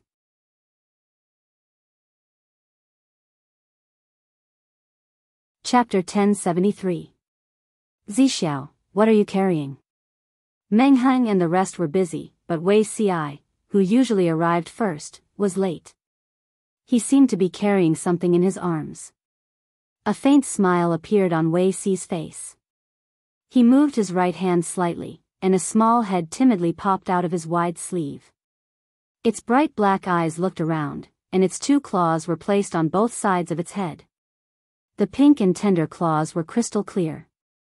The little thing whimpered, like a baby's unconscious humming, with a hint of laziness and coquettishness. Coupled with its harmless and adorable appearance, no one could harden their heart upon seeing it. Meng Heng knew what it was at a glance. Isn't this the cub of an iron-eating beast? Zixiao likes this little thing too. Wei Ci did not like it at all. It was obvious that the Lord did not tell him how to deal with it. It was clingy, so he had no choice but to bring it along in case no one took care of it. Before Wei Ci could explain, Meng Heng said, an iron-eating beast cub looks harmless and interesting, but it's different when it grows up. Ferocious beasts are wild and hard to tame. If Zixiao keeps it by your side, there's no guarantee that it won't hurt you. It's fine to raise it now, but not when it's older. Wei Ci looked down at the little fellow, and his lips curled into a faint smile. The little fellow did not know what was going on. It laid there, opened its mouth and bit his sleeve. After a long while, it spat it out. I understand. Thank you for the reminder, Shizhou, Wei Ci said. I heard that iron-eating beast cubs are very fragile and not easy to raise. If Zixiao likes it, it's better to find an experienced servant and let him take care of it. Meng Heng kindly reminded him. Iron-eating beasts were different from ordinary pets. Looking at this cub, it was about 2 to 3 months old. If it was not carefully taken care of, it might die. I heard that iron-eating beasts are very protective of their cubs. Where did Zixiao get one? Wei Ci could not talk about what happened last night, so he could only vaguely say, I picked it up by accident. Meng Heng nodded in understanding. He said, iron-eating beasts are different from ordinary beasts. Their cubs are all taken care of by their mother. Mother beasts are very protective of their cubs. Under normal circumstances, they would not abandon their own children. Zixiao picked it up by accident, perhaps because its mother had met with misfortune. It's good for you to raise it. Although it's a little beast, it's so cute.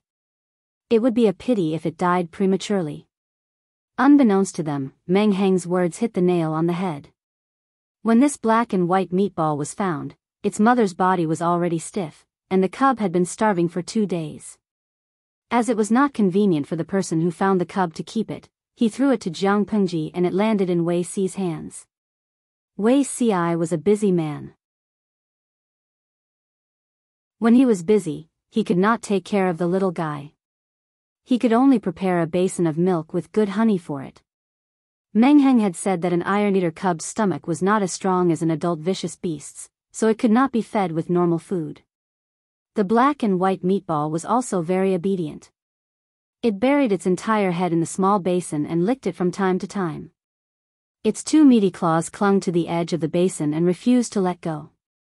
It licked and licked until the bottom of the small basin of milk could be seen, but it still wanted more.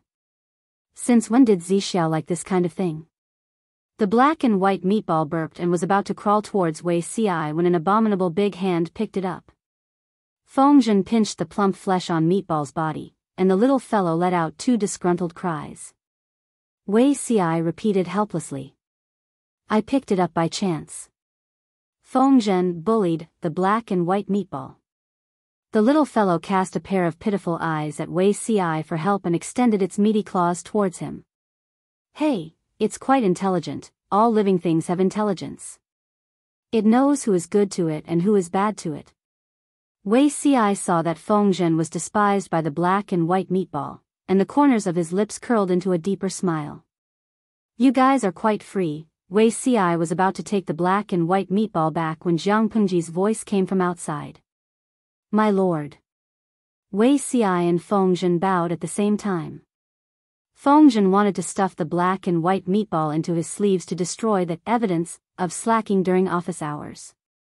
The viewers in the streaming room had sharp eyes and noticed the black and white meatball.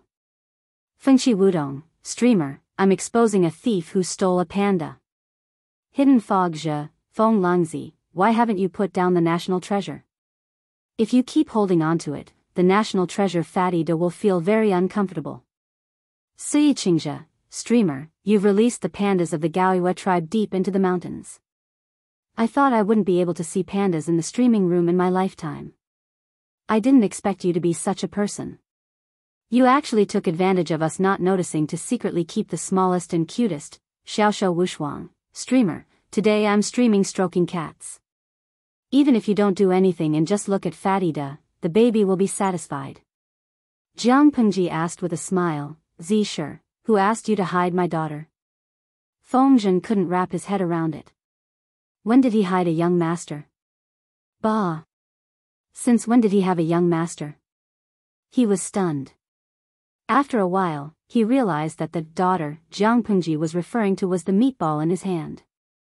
Did you raise it, my lord? If I didn't raise it, could it be that you raised it? Jiang Pengji took back the black and white meatball. The little fellow nestled in Jiang Pengji's arms obediently. Its two meaty paws covered its eyes.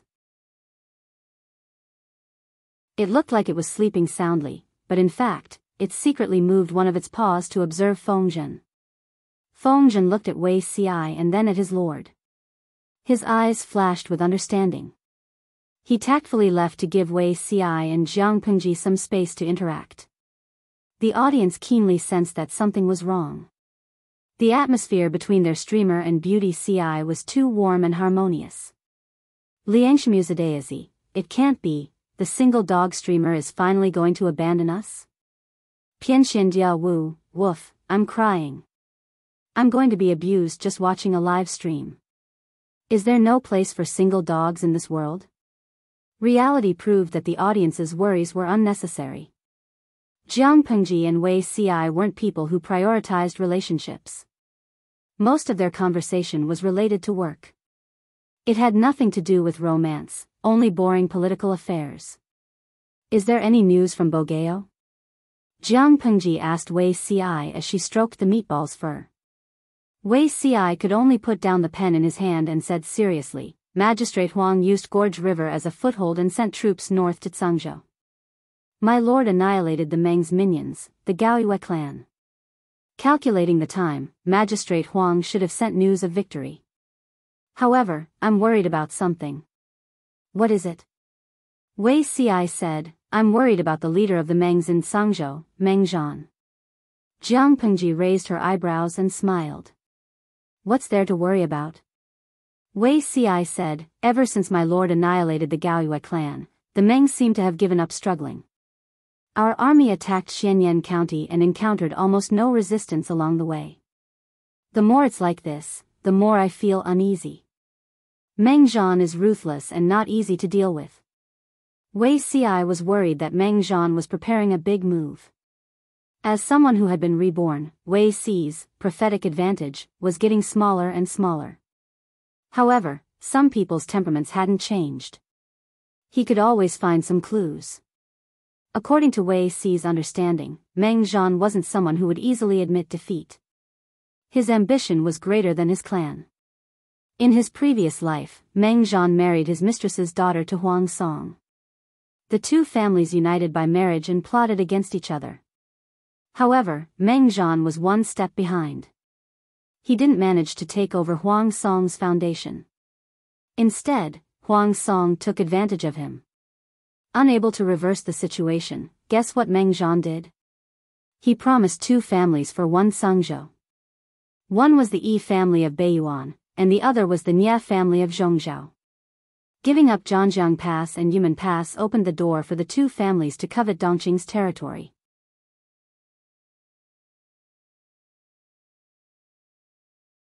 Chapter 1074. There were 5 countries in the world with wide terrains and different climates. Zhongzhou had the largest area, the most fertile land, and the most powerful country.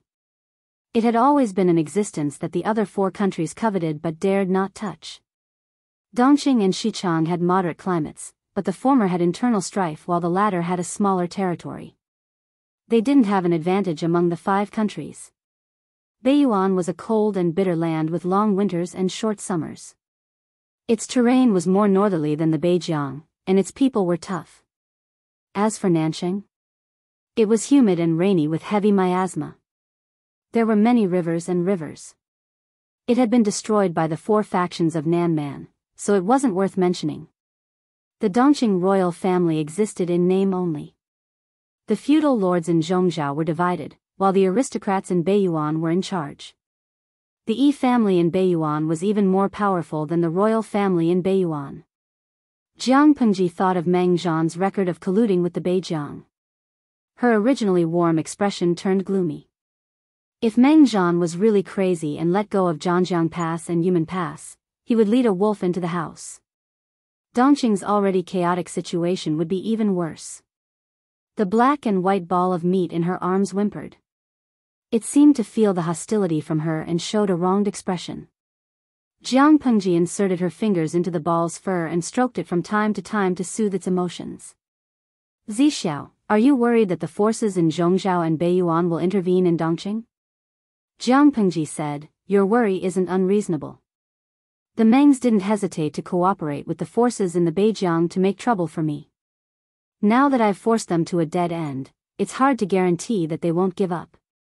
The Mengs harmed others without benefiting themselves. They would rather give Sangzhou to others than see it fall into Jiang Pengji's hands. Jiang Pengji curled her lips and sneered. I just killed a bastard son. Meng Zhan is ruthless. He bore grudges for 7 or 8 years. Wei Ci showed a helpless expression. If Meng Zhan had heard what he said, he would have jumped up in anger. What did she mean by, I just killed a bastard son? Meng Zhan didn't have many children. He would be heartbroken if he lost one. Jiang Pengji pinched the pads of the black and white ball of meat and held its little claws in her hands. She played with it and said, Zixiao, you reminded me of something. Compared to the forces in Zhongzhou and Beiyuan, we should be more worried about Biyao.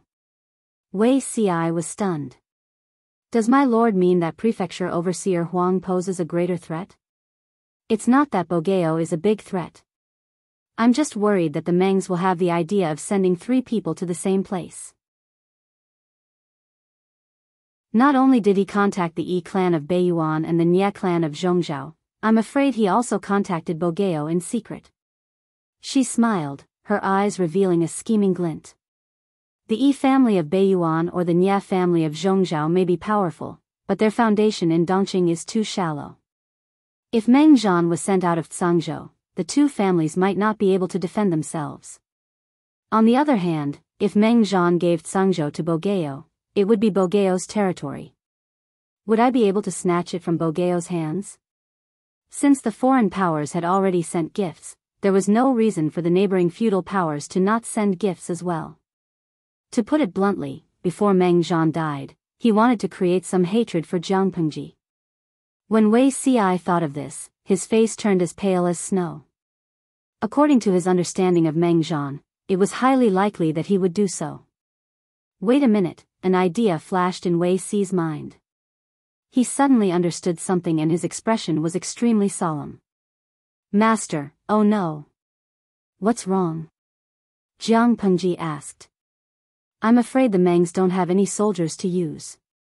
Wei Ci said, ever since we entered Tsangzhou, the biggest obstacle our army encountered was the Gaoyue clan. After destroying the Gaoyue clan, we attacked Xianyan County, but we didn't encounter any decent resistance along the way. That was unusual. I thought the Mengs were deliberately trying to mislead us. Now that I think about it, it's highly likely that the Mengs didn't have enough troops. Meng Zhan simply transferred the troops from Xianyan County to guard Meng County. They used this to create the illusion that they had enough troops to divert attention so that our army wouldn't dare to act rashly. Then, they secretly sent them out of Tsangzhou. The Mengs were militaristic and Tsangzhou wasn't as good as it used to be. Coupled with the destruction of the Gaoyue clan, the Mengs' continued resistance would result in the same result. More than half of Tsangzhou would fall into Jianghu's hands. Since that was the case, it was better to make a good plan while there was still room for change. Using Tsangzhou, which didn't have much value, to give Jianghu a few strong enemies. What a good deal. Thinking of this, Jianghu's face darkened. Send scouts into Meng County to spy on them and see how many troops they have.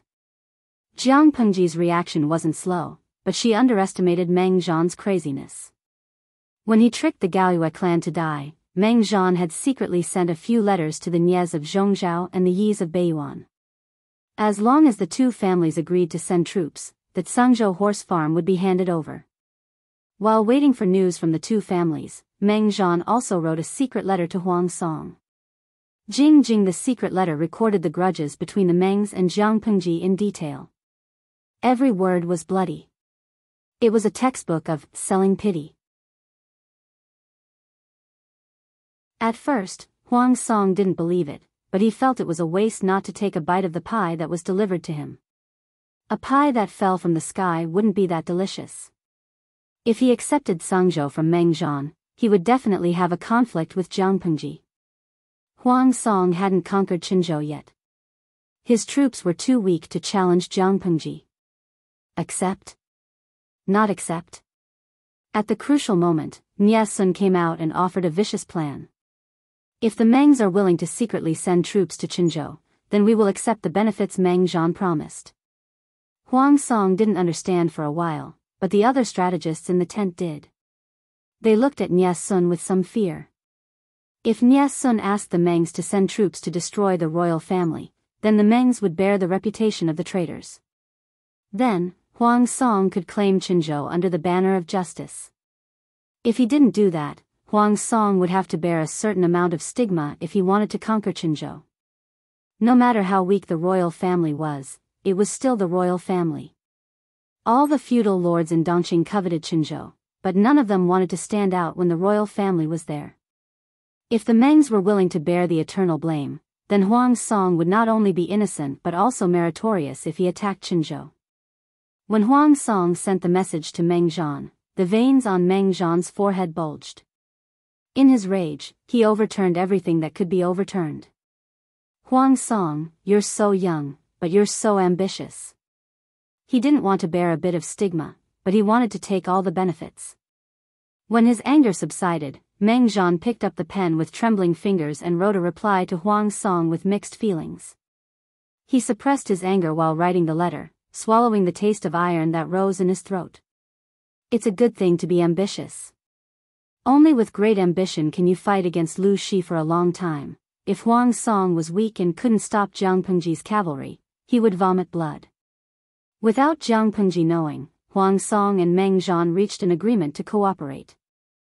Meng Zhan sent troops to Qinzhou to kill the royal family, and Huang Song followed closely to rescue them. Unfortunately, when Huang Song arrived, the royal family was completely destroyed. Not a single person was left alive. Huang Song could only, reluctantly, take over the mess. When Jiang Pengji sent scouts to investigate the specific troops in Meng County, Huang Song had already secretly taken over Qinzhou. Not only that, Huang Song also conquered another county in Sangzhou with irresistible force. His army surrounded Meng County.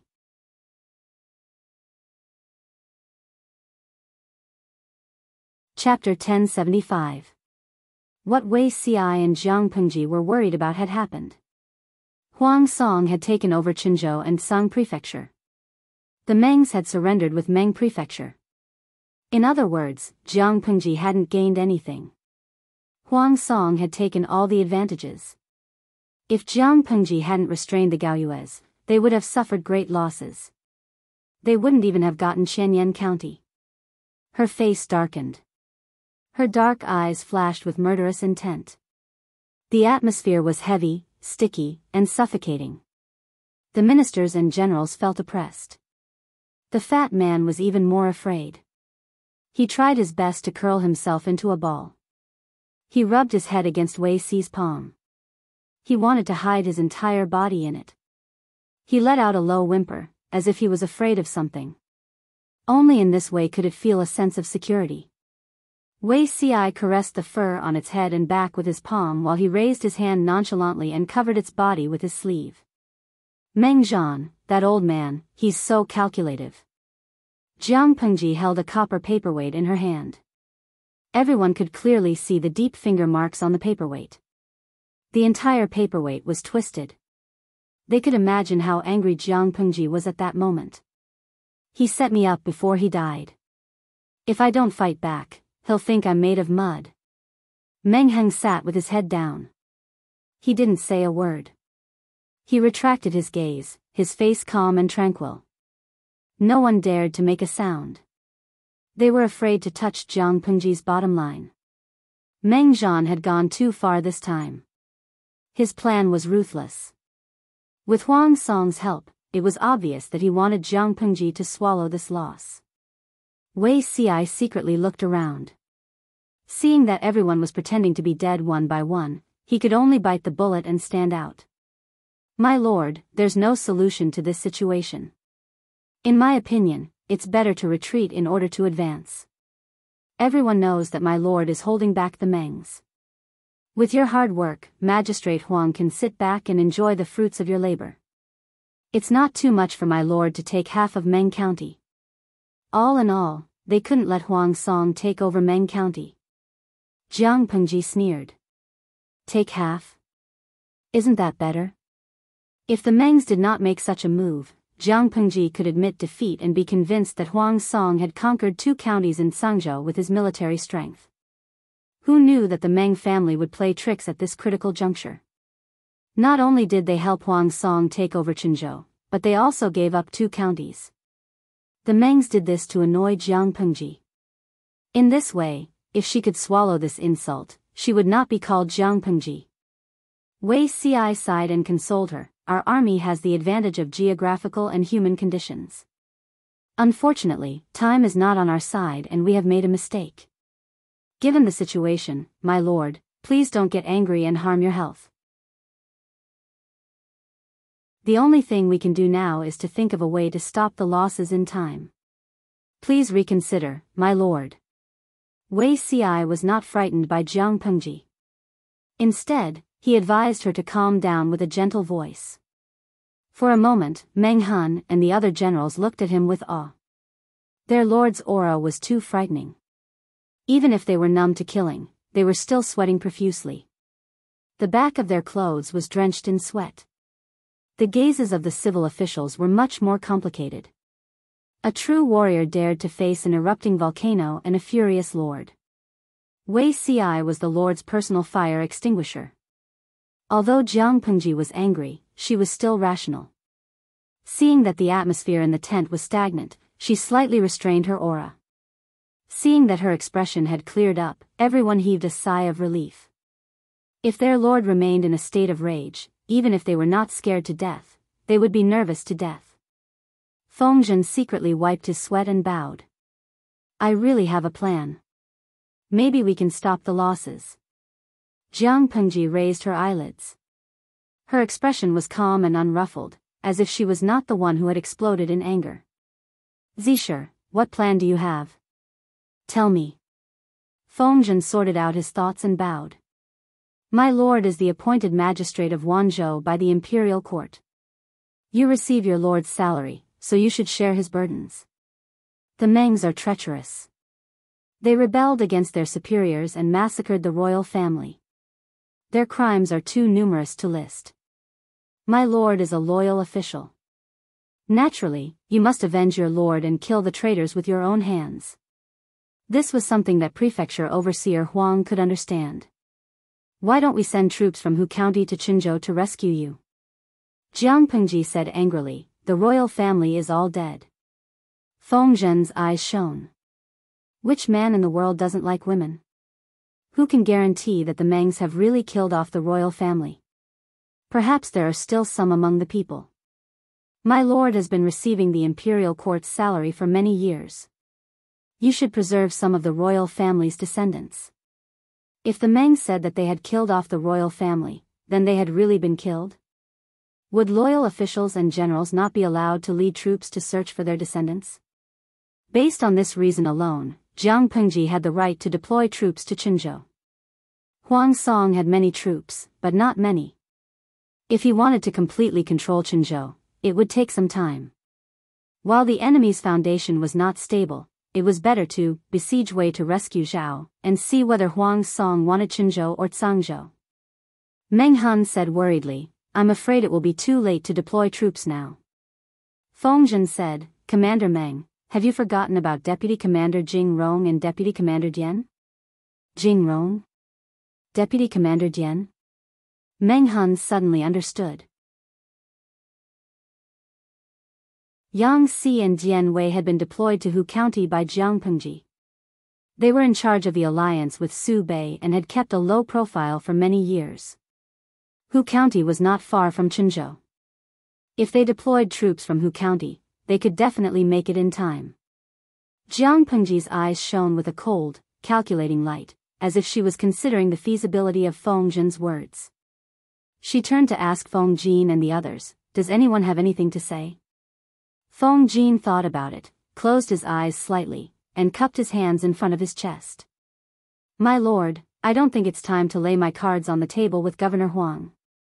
Jiang Pengji tapped her finger on the table and said coldly, you're right, it's not the right time to lay my cards on the table yet. The atmosphere in the tent was tense. Even the audience in the streaming room did not dare to make jokes. Hearing the conversation between Fengzhen and Jiang Pengji, a few of the more hot-tempered audience could not help but speak up. Qianxi Durian Piao, Meng Zhan is scheming. Huang Song, as an ally, has reached an agreement with the enemy. Although in the face of benefits, it's nothing. But Huang Song's actions are still upsetting. Streamer, are you really going to take this loss? Xiang Wuxianhao, streamer, when did your temper become so weak? The audience still liked Jiang Pengji, who was always angry. How could she take it lying down when someone was bullying her? Xingye Jingyue, don't be anxious. I think the streamer must have her own considerations. Maybe there's something we don't know. A small portion of the audience was angry, but most of them were calm. There were even some who were secretly happy to see Jiang Pengji suffer a setback. Although she suffered a setback, the streamer had always been smooth sailing. She was angry at everyone, so it was boring to watch. Shimo Ning, I wonder if there'll be a chance to see Meng Zhan. He counterattacked and made the streamer suffer in silence. That's not easy. Speaking of this, many of the audience expressed their regret. To be able to make the streamer suffer a setback, that's a true warrior. At that moment, a few blue bullet screens appeared timidly.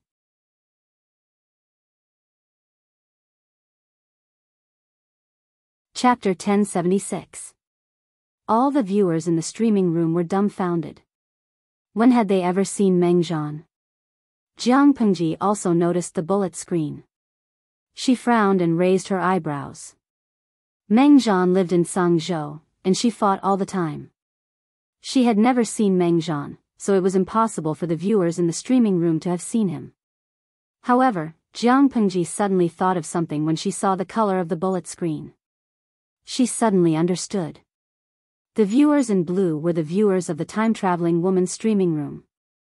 Jiang Pengji had never seen Meng Zhan, but it didn't mean that the time-traveling woman hadn't seen Meng Zhan. Maybe when the time-traveling woman met Meng Zhan, she had the streaming room open, so the viewers in that dimension had seen Meng Zhan? Jiang Pengji thought for a moment. That was the most likely guess. It turned out that Jiang Pengji's guess was correct. Not only that, but from the comments of the viewer, she could more or less guess why Meng Zhan valued the bastard son so much. Tangerine lemon candy, that's old news from a long, long time ago. I was in my first year of high school, and I accidentally entered the streaming room. No, not the streamer's streaming room, the one with the color. Although the content was very embarrassing, the streaming room was very popular. The male and female protagonists were both very good-looking. I liked to watch it when I had nothing to do to relieve my stress from studying. The viewer rambled on and on for a long time before he got to the main topic. Orange lemon candy. I remember there was a rich man in the streaming room who issued a task for the streamer to act as a prostitute and attack the son of an aristocratic family. The streamer's target was Lu Shi at first, but then she changed it to Meng Zhan. To be honest, I had a deep impression of Meng Zhan, not because of his high status or good looks, but because he was the first man to defeat the streamer. He was a real man. Jiang Pengji was surprised. She thought Meng Zhan was also a subject of the time-traveling woman, but he wasn't. He even rejected the time-traveling woman. And then? The viewers had the same thought as Jiang Pengji. They were eager to hear the gossip. The viewer didn't keep them waiting. He quickly sent another bullet screen. Orange lemon candy, the streamer is also proud. As a fairy, how could she be rejected by a mortal? She and Meng Zhan didn't end well. When they were arguing, the streamer said Meng Zhan had weak sperm and called him a natural eunuch. Later, the streamer even arranged a doctor to attack Meng Zhan. I remembered that Meng Zhan had a few maids who warmed his bed. They served him for a few years, but they didn't have any children. Looking at the bullet screen, Jiang Pengji vaguely pieced together the truth of that year. If Meng Zhan really had asthenospermia, it would be extremely difficult for him to make women infertile. It was not unreasonable for him to suspect the blood of Meng Heng and Nie Sun. Under the woman's scheme, the wedding procession was ambushed by bandits the night before Gu Zhen married Meng Zhan. Although the reinforcements had arrived in time and saved the people, it was impossible for Meng Zhan to not have a thorn in his heart. Unfortunately, Gu Zhen did not shed any blood on her wedding night, which seemed to further prove the fact that she had been defiled by the bandits. After that, Gu Zhen was found to be pregnant. Calculating the time, it happened to be around the time of the wedding. Meng Zhan was well aware of his body's problem. Although he had the ability to conceive, the chance of success was too small. It couldn't be a coincidence. At this time, the time-traveling woman created another illusion, letting Meng Zhan see the scene of Gu Dai having an affair with her servant. At this stage, Meng Zhan could still tolerate it. However, Gu Zhen's unwillingness to abort the fetus in her belly deepened Meng Zhan's suspicion. After a series of punches, Gu Zhen and Meng Zhan fell out of each other's hearts. The time-traveling woman tormented Gu Zhen, not only because of Gu Min, but also because of Meng Zhan. Meng Zhan rejected the charming time-traveling woman and married Gu Min's stepsister. How could the time-traveling woman tolerate it? She wouldn't rest until she made some trouble for him. Thinking about it, Jiang Pengji felt that the time-traveling woman was even more disgusting. She only destroyed her soul, which was too easy for her.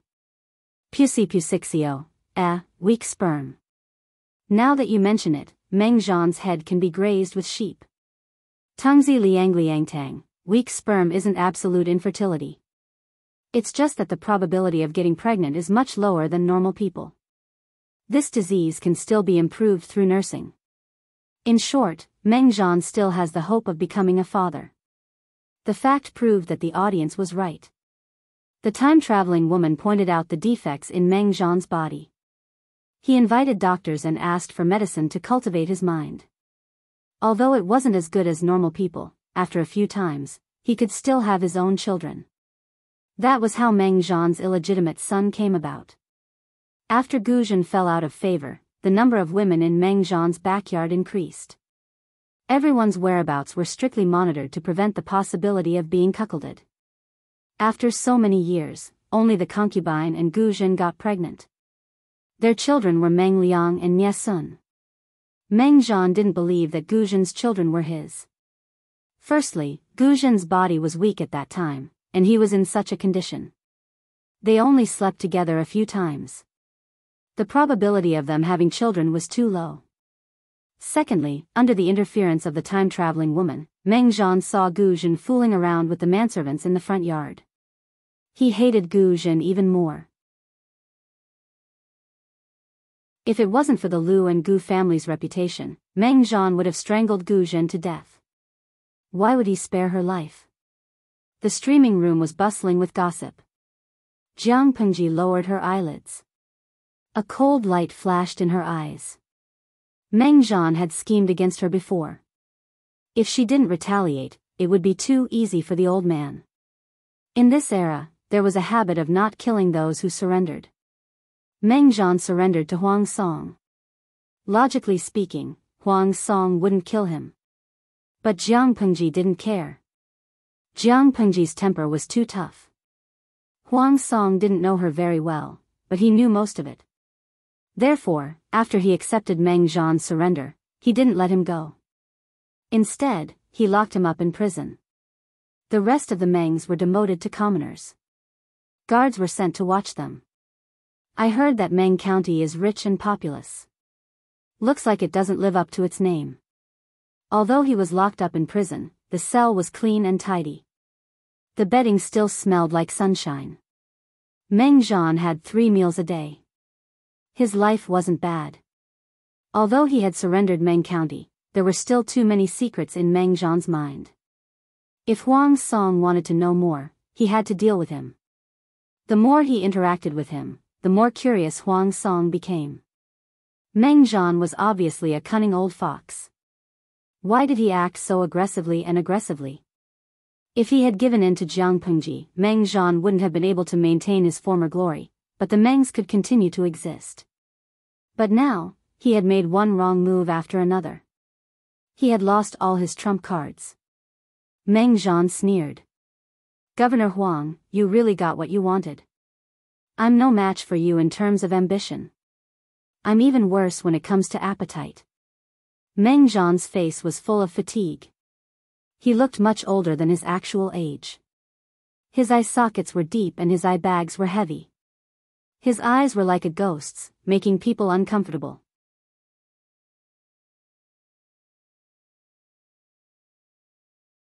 Chapter 1077. Huang Song didn't even need to think to know how angry Jiang Pengji was. The war was hard, but he was the one who picked up the benefits. He said half-truthfully, Master Meng, you know Lanting. How could you not know her temperament? Meng Zhan sneered. It was a fake smile. He looked extremely cold. Huang Song, who was sitting opposite him, picked up his tea and took a sip. His lips curled into a smile. Huang Song knew that doing so would offend Jiang Pengji, but the benefits in front of him were too tempting for him to refuse. Wealth comes from risk. If he didn't seize this opportunity, he might not have a chance to make a comeback in the future. He also wanted to go to a higher place and enjoy the scenery of the mountains. He didn't want to stand at the foot of the mountain and look at the person at the top. When he was young, Huang Song only wanted to be a good and virtuous minister who contributed to the country. However, Feng Zhu cut off his path of retreat and stirred up his dormant ambition, which was out of control. He didn't want to be below others. Other than climbing up, Huang Song had no other way out. Meng Zhan said, "What are you afraid of?" Huang Song said, "I'm not like you. You can abandon your clan and everything, but I don't have the guts to do so." Although he said this, the wild ambition in his eyes betrayed his inner thoughts. Since I dared to bet, I'm prepared. Meng Zhan sneered. Lu Shi, she can't do anything to you. A group of strategists had analyzed what Meng Zhan said for Huang Song. That was why Huang Song had mixed feelings about Meng Zhan. Just as Meng Zhan said, Jiang Pengji couldn't openly offend Huang Song because of his plan. Why? Meng Zhan gave Cangzhou and Huang Song, but he also sent letters to the Yi family of Beiyuan and the Nye family of Zhongzhou. Since the unification of Zhongzhou, the trade route between the two countries had been closed. News was blocked. Zhongzhou didn't know the situation in Dongqing. As for the Beiyuan was located in the north. There weren't many trade and official exchanges between the two countries. News was also not developed. The Meng family was in Cangzhou. With the two natural barriers in Cangzhou, Zhongzhou and the Beiyuan didn't have any plans to attack Dongqing. At that moment, the Meng family sent such news. How could the Yi family of Beiyuan and the Nye family of Zhongzhou not be tempted? As mentioned earlier, the Beiyuan country was ruled by the aristocrats, and the royal family were all puppets.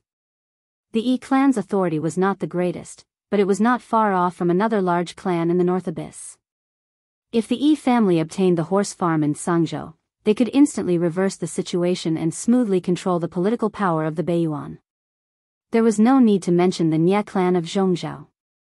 They were now one of the great dukes of Zhongzhou. Which feudal vassal would lack warhorses when conquering the world? The Nye clan didn't have a horse farm. Although they had a strong foundation and could build a strong army, a horse farm was still very attractive to them. Meng Zhan knew what they were thinking.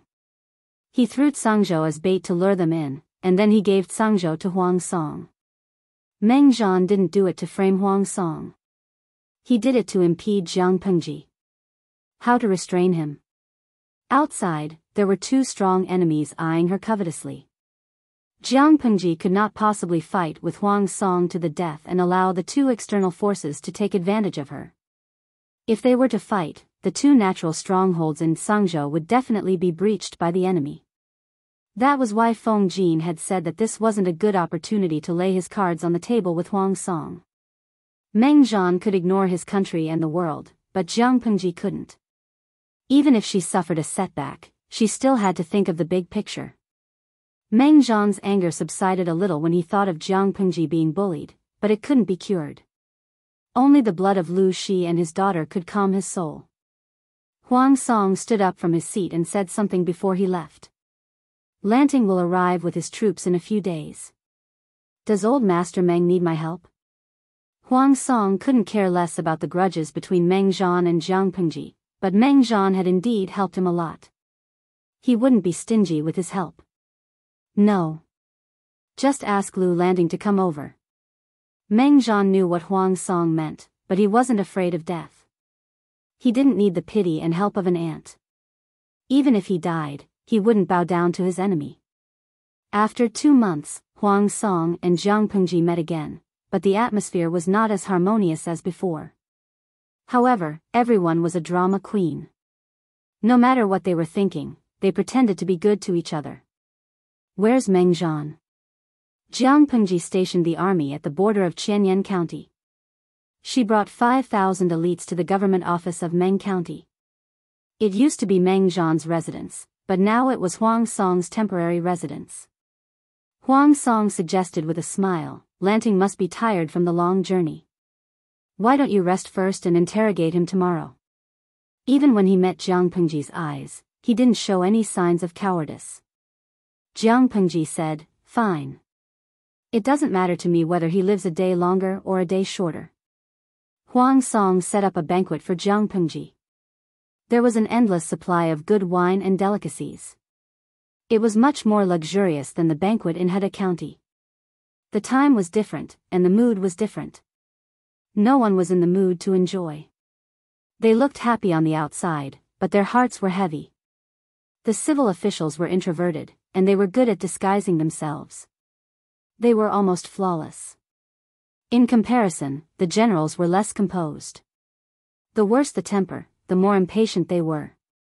At that moment, Meng Heng secretly winked at Jiang Nongqin. Jiang Nongqin, who always kept a low profile, drank a cup and put it down in dissatisfaction. The table made a dull noise. Why do I only have water here? Are you purposely neglecting me? No one was in the mood to dance. When they heard Jiang Nongqin's words, they all turned to look at her. Only then did many people realize that she was a female general, but she was mingling with a group of men. Jiang Nongqin ignored the gazes of others and pointed at the wine goblet of the old general Yuan Xian. She said in an arrogant tone, "Someone, bring me that bronze wine goblet and a jar of strong wine. I don't want it if it's not strong." Yuan Xian was already filled with anger. When he saw Jiang Nongqin pointing her finger at him, his anger flared up. How could a guest be so rude? A guest was a guest. How could a guest be the host? "Young lady, drinking some light fruit wine will do," Jiang Nongqin said. "I'm the captain of 20,000 troops. If I'm dissatisfied with the bland water, what's wrong with changing the wine goblet?" Yuan Xian snorted coldly. He obviously didn't believe Jiang Nongqin's words. Jiang Pengji, who was sitting at the head of the table, looked at Yuan Xian coldly and said, "Old general, is there anything you're dissatisfied with?" Yuan Xian choked. Meng Heng came out to smooth things over and barely managed to dodge the matter. In the end, his gaze fell on Nie Sun. There was concern in his eyes. He realized that Nie Sun was also looking at him with gratitude. If Meng Heng hadn't come out to smooth things over, it would have been difficult for anyone to clean up the mess. At that moment, Jiang Pengji said. Jiang Pengji and Huang Song saw everything that happened. She lowered her voice and asked Huang Song.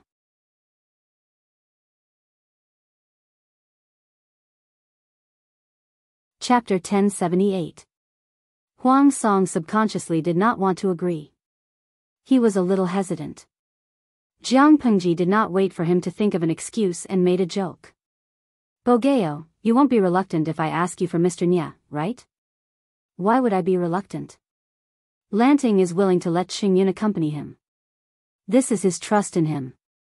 Although he said that, Huang Song knew very well that if Yuan Xin's hostility was not too obvious and made Jiang Pengji unhappy, she would not have taken such a precautionary action.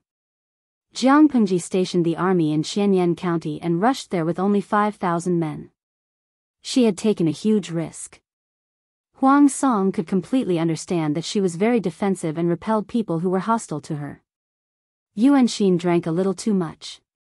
When he heard that Nie Sun wanted to get close to Jiang Pengji's people, his nerves tightened. "I'm just a boorish man. I can't say extravagant words of praise." Burp. Governor of Liuzhou is honorable. A mere Nie Qingyun does not carry enough weight. How can he match my lord's friendship with you? If word gets out, outsiders will say that my lord is neglecting a distinguished guest and doesn't know etiquette. Yuan Xin's cheeks were red from drinking, but his eyes were not cloudy. Instead, they flashed with a narrow-minded and stern look. "I heard." Burp. "I heard that Governor of Liuzhou and Feng Bijia are good friends when they were young. Feng Bijia is my lord's most trusted right-hand man. It will not be impolite if Feng Bijia accompanies you." As he spoke, he burped. The wine bottle in his hand trembled and half of the wine was gone. It seemed that he was very drunk. In fact, he seemed drunk but not drunk. His mind was still very clear. There was only one thought in his mind. He absolutely could not let Nie Sun and Jiang Pengji's people get too close. Unbeknownst to him, his precautionary action had put Nie Sun in an awkward position. Huang Song's expression was slightly unfriendly. He could only laugh dryly and apologize to Jiang Pengji on behalf of Yuan Xin. Feng Ju, who was sitting below, was about to step forward to speak when Jiang Pengji said with a tired and bored expression, "Forget it, forget it. Why are you so defensive?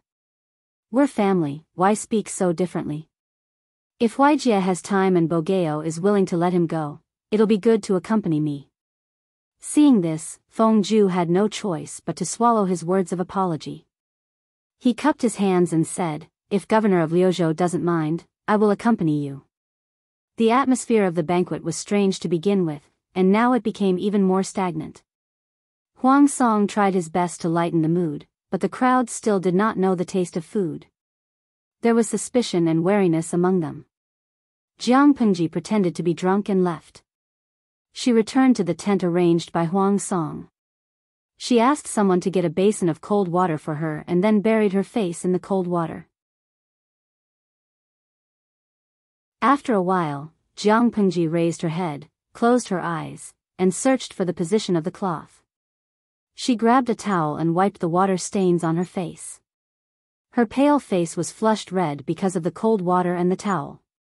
When she opened her eyes, she happened to see the screen full of bullet screens. Most of the audience was comforting Jiang Pengji. Although they were only spectators, the strange atmosphere of the banquet and the unnatural interaction between old friends made everyone feel that something was wrong. Shimo Nian Nian, my heart aches for the streamer. Things remain the same, but people have changed. It's too cruel. Hongbangxi Feng, last night, I stayed up late to chase after Feng Tian's group. Today, when I saw the scene between the streamer and Huang Song, I suddenly remembered Crab saying to Bao Zi that we will never be the same again. Oh my God, I've been stabbed twice in a row. My heart is broken. Even though the audience had been mentally prepared for the streamer and Huang Song to quarrel, they still felt bad when they saw the scene. In this regard, Jiang Pengji could only say that they were still too emotional. Streamer V, if I were Biyao today, guess what I would do? I would set up a hongmen banquet, cut the weeds, and eliminate the roots. Biyao did not do this, not because he did not think of it or because he was not that vicious, but because he was not confident and had concerns. Although it was just a short sentence, the audience felt the coldness and heartlessness that came rushing at them. The audience was stunned. Many felt that Jiang Pengji's thoughts were too dark and could not help but refute. Crab Huang Bao Shui, if Huang Song is really so bad, why didn't he do anything at the banquet? This is his home ground. He poisoned or set up an ambush in advance. Streamer, you didn't bring many people with you. If it's really a hongmen banquet, no matter how I look at it, Huang Song has a higher chance of winning. Jiang Pengji smiled, her expression a little cold. Streamer V, Biyao has seen me kill people. No one under him can stop me, so he said that he is not confident. If we really fight, the first person to die will be him. As for concerns, if Biyao and I fight, others will benefit. It's not worth it. At that moment, Feng Zhu sent someone to send Huang Song, who reeked of alcohol, back to the backyard. Lady Qi hurriedly sent someone to get some hangover soup. Lady, leave the hangover soup first. Let me get drunk for a while. Huang Song supported his swollen head with his right hand on the short table. His breathing was heavy and tired. How much did you drink today, Lang Jun? Lady Qi said angrily, you haven't recovered from your chronic illness, yet you still dare to go against the doctor's advice and drink without restraint? Huang Song said with a slurred tongue, I didn't drink much. I'm only half drunk. It's good to be drunk. At least I won't let my imagination run wild. Let my imagination run wild? Lady Qi was surprised. Huang Song leaned against Lady Qi's shoulder and buried his head in the crook of her neck. He lowered his voice and said, Lanting only brought 5,000 elites with her. This is a good opportunity. Perhaps there won't be a better opportunity than this. However, I can't act rashly, and I can't lose my footing. He had to restrain the demons and greedy heart that were clamoring in his heart so that he would not make a stupid decision that he would regret. Instead of letting his mind clear, it was better to get half drunk and use his headache to divert his attention. Lady Qi was stunned for a moment, as if she could not immediately digest this fact.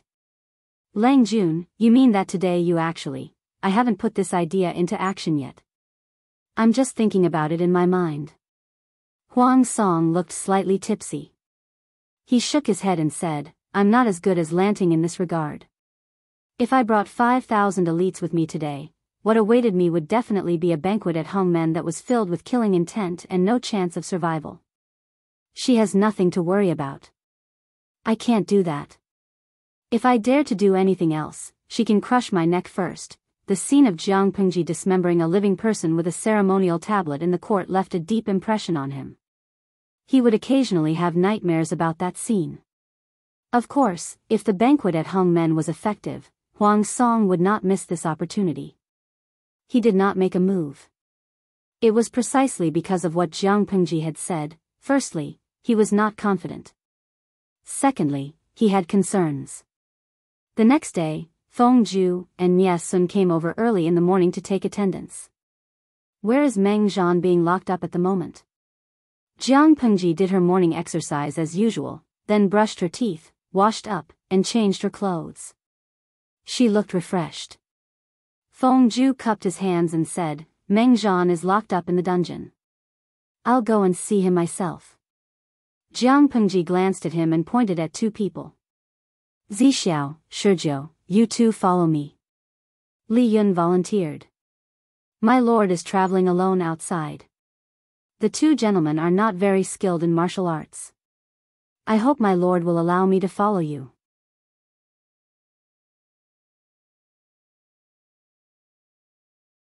Chapter 1079. Feng Zhu and Nie Sun remained silent. Jiang Pengji said, What danger could there be in Biyao? If you insist, let Officer Meng follow.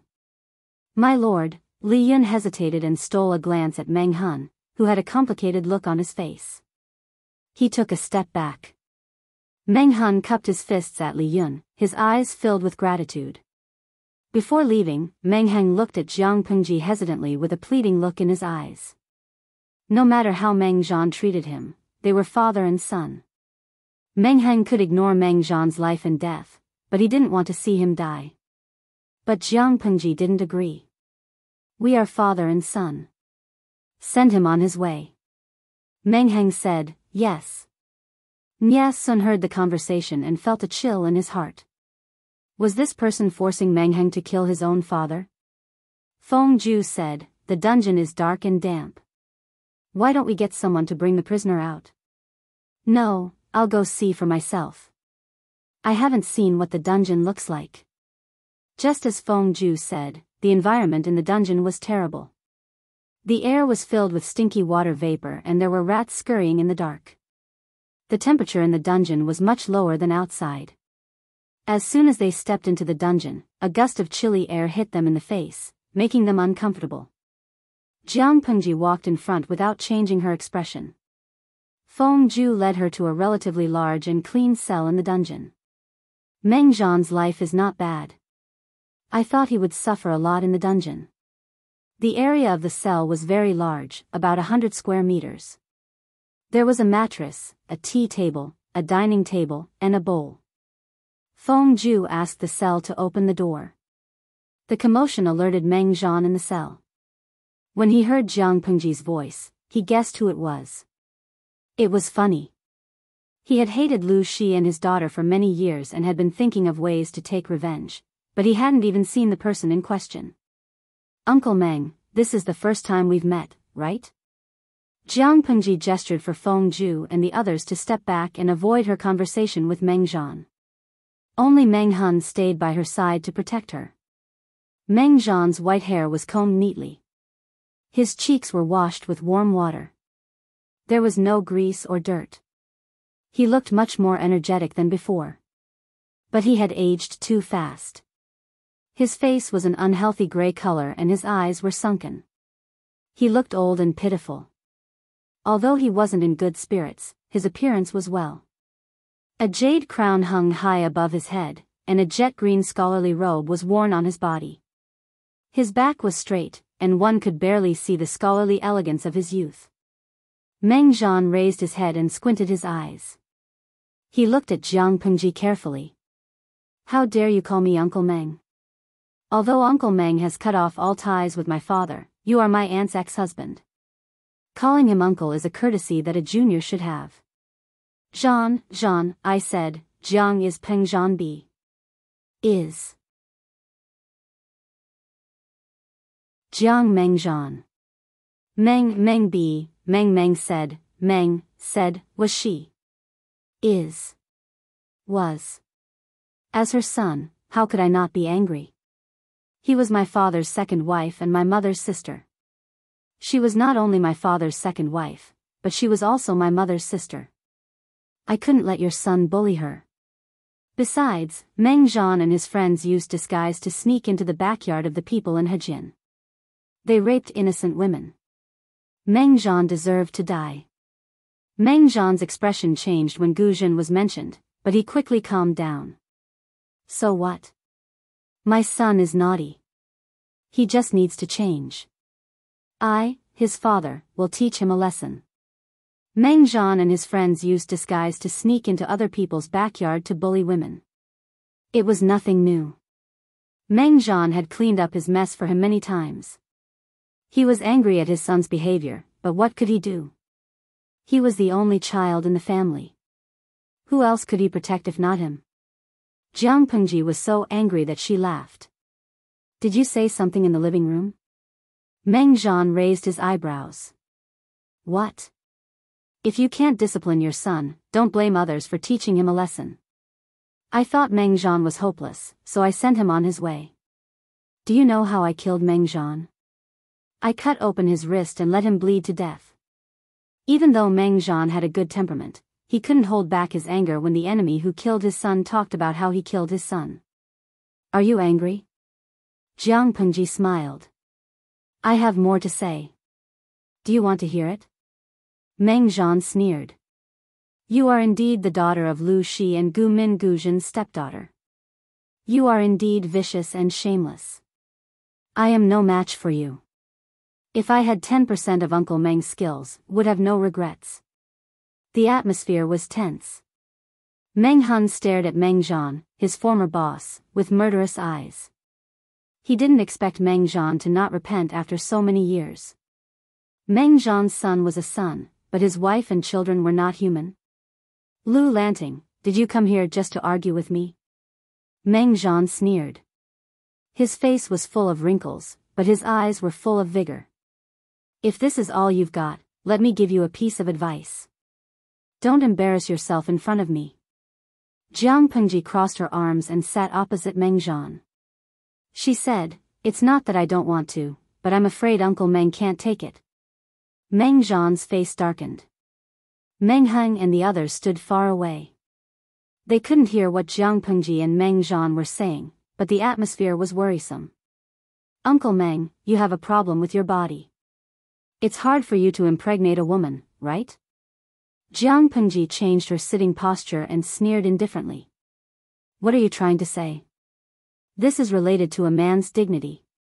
Of course, I have to keep it a secret. Apart from you and your trusted doctor, no one else knows about it. Jiang Pengji ignored him and continued, When my aunt married you, she was ambushed by a group of bandits. She was saved in the end, and the wedding went on as planned. However, the bride didn't bleed that night. Uncle Meng helped to cover it up. Meng Zhan could listen calmly at first, but the more he listened, the more he felt something was wrong.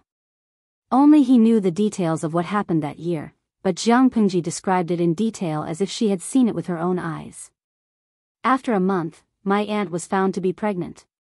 She got pregnant on the night of her wedding. Uncle Meng was not confident because of his health. You also saw my aunt being intimate with someone, so you started to doubt the lineage of the baby in her womb. Meng Zhan interrupted her with a cold smile. It's not doubt. Meng Heng, that bastard, is not mine. He would never forget the shame of being cuckolded. His new wife had an affair with someone else. He suddenly sighed. It's a pity. Jiang Pengji frowned. What's a pity? Meng Zhan's face flashed with fierceness. It's a pity that the 4 self-accomplishment classics for women was published too late. If it was 20 or 30 years earlier, before the 4 self-accomplishment classics for women was published, society was still very open. It was not a big deal for a woman to keep a man. Losing her virginity before marriage was not a serious matter.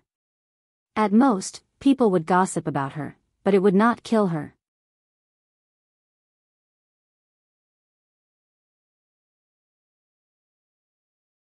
Chapter 1080. He didn't expect Gu Zhen to treasure the bastard so much. It made Meng Zhan feel like he was slapped in the face.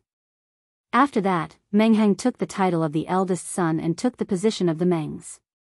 Bastard? Did he deserve it? Sigh. It's a pity for me too. Meng Zhan's eyebrows twitched. He wanted to hear what kind of tricks this person in front of him had. Do you really think Cousin Heng isn't your son? My aunt doesn't have a second man except for you. Whether it was before or after marriage, or after divorce, she never betrayed you. Even when she married my father, the two of them maintained their original relationship. Jiang Pengji smiled. Moreover, do you know who wrote the 4 self-accomplishment classics for women? If you knew who she was, you would skin her alive and drink her blood. Why would it be a pity? Meng Zhan didn't believe her. He sneered. You should ask Gu Zhen if she has the guts to accept it. Meng Zhan believed his eyes. Gu Zhen was the only woman he loved and hated. She betrayed him again and again. Did she really think he was afraid of the Gus and the Lus? Of course she has the guts to accept it.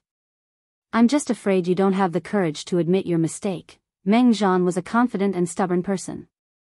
He had a typical trait: he wouldn't shed a tear in front of a coffin. He wouldn't turn back even if he broke the wall. He wouldn't believe that he was wrong. He would only believe in the information he deduced. If she killed Meng Zhan without doing anything, he would still die for her because in his heart, he wasn't wrong. If so, Jiang Pengji would shatter his confidence with solid evidence. She would show him who was wrong. Meng Zhan was so angry that he laughed. His face looked twisted and weird. He said in a cold tone, "Ignorant boy. Your dirty tricks aren't even as good as your father. Kill me if you want. Cut me if you want. If I take a step back, let me be struck by lightning." For the literati of this era, there were always things above their lives. Meng Zhan wasn't afraid of death. Jiang Pengji looked at Meng Zhan's face seriously and said, "I can take any loss, but I can't take any loss. Can't afford to lose?" She said. Meng Zhan's wrinkled face flashed with a trace of mockery. You still can't afford to lose. Other than being stubborn, he didn't seem to have anything else to rely on. Meng Zhan wasn't afraid at all. Meng Zhan originally wanted to reorganize the troops in Cangzhou and fight the last battle. He couldn't let Jiang Pengji take Cangzhou so easily. After some consideration, he gave up on this plan and gave Cangzhou to Huang Song. At the same time, he promised benefits to the Nia family of Zhongzhou and the Yi family of Beiyuan. He wanted to use the two families to restrain Jiang Pengji and make her worry. She would not be able to go all out and settle scores with Huang Song. No arrogant person would be able to tolerate such a humiliating trick and scheme. But she had no choice but to bear this loss, unless she disregarded the bigger picture and courted death on a whim. No matter how strong she was, she wouldn't be able to survive a large-scale war. He had not recovered from the battle at the northern borderline. How could she withstand the combined pressure of the Nia clan and the Yi clan? Meng Zhan was fearless because he knew all this. Jiang Pengji crooked her finger at Meng Zhan. Her tone suddenly turned cold. I have something to say to you. Meng Zhan, you old man, remember this even when you are in front of the king of hell.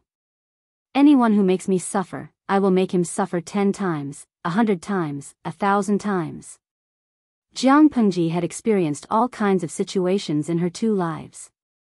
From a lowly and insignificant genetic warrior to a commander with military power.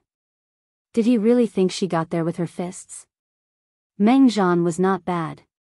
He made her suffer without saying a word. But, did Meng Zhan think about her revenge before he did it? Meng Zhan didn't feel angry when he heard her bold words. Instead, he laughed his head off. He hadn't been this happy since Meng Liang died. I'll be waiting. Jiang Pengji curled her lips and turned to Meng Han, who was trying hard to control himself. Captain Meng, you can leave. Call Shijiao and Qingyun here. Meng Han hesitated, but he couldn't disobey Jiang Pengji's order. Yes. Meng Zhan was stunned when he heard the name, Shizhou. It took him a while to realize it was his eldest son, Meng Heng. When Meng Han walked out of the cell, Jiang Pengji said meaningfully, Meng Zhan, open your eyes and see what you've done all these years. Meng Zhan didn't care, but he soon lost his composure. He opened his eyes wide in shock, which reflected his feelings at the moment. What sorcery is this? The dark cell was suddenly lit up.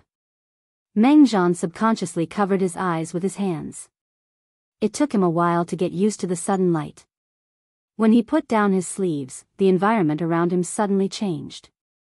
He ran from the dark cell to the main hall of the luxurious mansion. Looking at the decorations around him, he realized many of the furnishings were for the royal family. While he was confused, he saw a man in luxurious clothes flirting with two maids. He was about to put his hand on one of the maids' breasts. At that moment, a cold snort came from nowhere. Humph. You're still messing around here? Meng Zhan was frightened to see a red figure suddenly appear in the place where there was no one. This person was extremely beautiful. Her face was covered with gorgeous makeup, which made her look very flirtatious. This person's appearance could be called peerless seductress. The man who was standing before saluted in fear. Mother.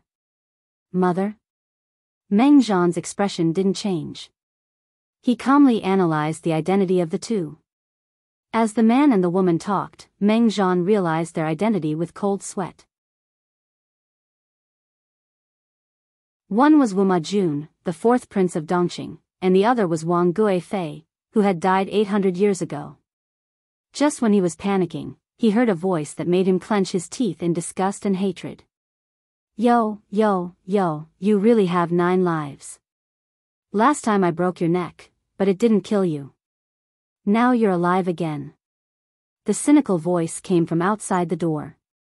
Meng Zhan followed the voice and found that Lu Shi couldn't see him. No, she wasn't Lu Shi. Meng Zhan quickly found that the Lu Shi he saw was more immature than the one he saw before. Vaguely, he had a guess, everything in front of him was fake. It was most likely someone's memory. As for who that person was, Meng Zhan had already guessed it. He ate vegetarian and prayed to the Buddha, but he didn't believe in such things. Instead, he scoffed at it. But when he saw the unnatural phenomenon with his own eyes, he had to believe it. Meng Zhan calmed down. He wanted to see what Jiang Pengji was up to. The woman in red, Wu Majun, and the immature Lu Shi couldn't see Meng Zhan. They talked among themselves. The more Meng Zhan listened, the more shocked he became. When he learned that Lu Shi adopted Lu Huan and pushed her and Wu Majun to have sex with each other, he laughed. Lu Shi, you aren't any more arrogant than me. Lu Shi was a cruel and merciless person to come up with such a plan. But that was between Lu Shi and the devil. It had nothing to do with him.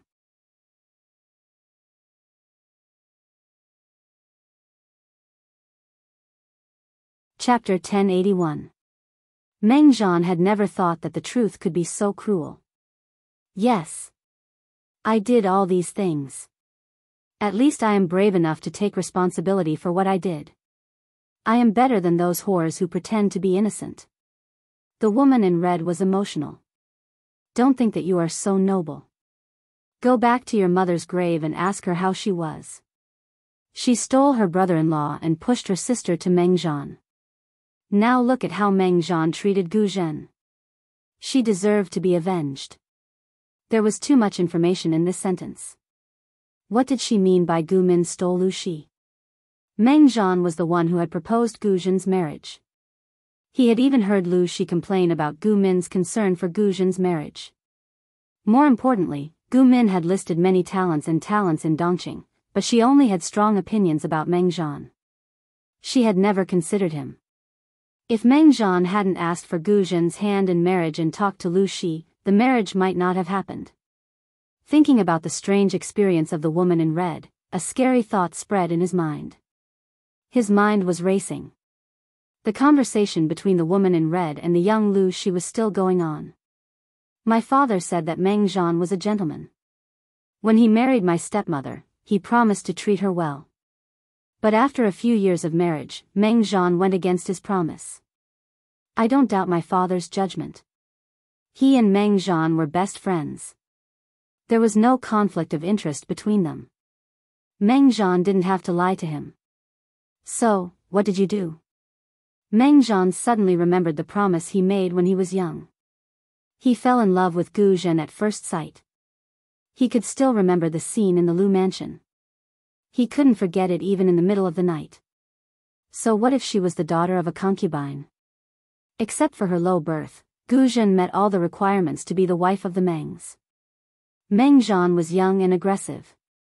He wanted to marry someone he liked. Meng Zhan hadn't recovered from the memory when the woman in red's voice exploded in his ears. Gu Zhen's wedding night didn't fall. In order to help her gain a foothold in her maiden family, I gave her a congratulatory gift so that she could have a child in one night. Meng Zhan clenched his fists. The young Lu Shi asked what was on his mind. And then? On the night before Gu Zhen's wedding, she was ambushed by a small group of bandits on the way to the wedding. In the end, it was a close shave, but there were rumors that Gu Zhen had lost her virginity to the bandits. The wedding was just around the corner, so it was impossible for it to fail. You also know that men care a lot about things like falling red. There was no red on the wedding night. Meng Zhan wanted to endure it, but Gu Zhen got pregnant on the first night of the wedding. So, who does this child belong to? Meng Zhan didn't dare to listen anymore. Wasn't the child they had on their wedding night Meng Heng? He didn't want to listen, but the person in the scene couldn't stop. Lu Shi continued to ask, did you also do something to the stepmother's second child? The red-clothed woman shamelessly admitted it. Meng Zhan has seen Gu Zhen fooling around with the servants in the mansion. How could he not hate her? Stepmother would never do such a thing. Hearing this, Meng Zhan gritted his teeth. How could Gu Zhen not do such a thing? He had seen it with his own eyes, so how could it be false? The woman in red smiled sweetly and covered her red lips with her fingers. Transfiguration pills are good stuff. Transfiguration pills? Hearing the name, Meng Zhan could guess what it was used for. He couldn't stop being shocked. No, this was fake. Lu Shi knew sorcery. How hard could it be to fabricate a scene? Meng Zhan roared in his heart over and over again. All of this was Lu Shi's trick. It wasn't real. He was terrified. He didn't want to admit that he was wrong. He didn't wrong Gu Zhen. The more he thought about it, the more memories came into his mind. He couldn't ignore it. He remembered how much Gu Zhen loved Meng Heng. Every time he showed a little bit of disgust, she always showed a heartbroken expression. The husband and wife had tortured each other for years. Gu Zhen became more and more quiet and cold. She was like a lifeless dead wood. It annoyed him. How could a woman who had betrayed him show an expression that he hurt her? Don't you have only yourself to blame for all this? If you were willing to trust her a little bit, let go of your arrogance and dominance, and talk to your aunt, all these misunderstandings could be solved. The 4 self-accomplishment classics for women was written by that evil woman in red. She first took over Wang Huiyun's body and used it to stir up trouble. In the end, she took over Empress Du's body and wrote the 4 self-accomplishment classics for women, which made you sigh that it was too late. What do you think? Are you surprised? Are you surprised? Is it exciting? Jiang Pengji appeared in front of Meng Zhan. But you can't blame the monster for what happened. You, Meng Zhan, have to take half of the responsibility. Even if it didn't happen, you are still a scumbag. Think about what you have done over the years. Which one of them is good? Jiang Pengji continued to provoke him. As the leader of the Mengs, when have you ever treated the people in Sang Prefecture well? You allowed your son of a concubine to commit crimes everywhere. He hurt the loyal and innocent, and he raped women and children. He even wanted to hurt his own mother. Isn't that what your father taught him? Meng Zhan endured the pain in his head and shouted angrily. Shut up. Do you still remember Meng Hun? He has been loyal to you and the Mengs for so many years. Your son of a concubine harmed his wife and daughter. Not only did you not help him, but you also protected the concubine and harmed Meng Hun. How can you treat him? If it weren't for you and your son of a concubine, he would not have caused chaos in Meng County. Cousin Heng looks a little like you. Are you blind? The more Meng Zhan did not allow Jiang Pengji to speak, the more she wanted to speak. He wanted her to suffer, didn't he? She would make Meng Zhan wish he was dead. Speaking of Cousin Heng, I forgot the son your aunt gave birth to. He was a baby boy with a cinnabar mole between his eyebrows.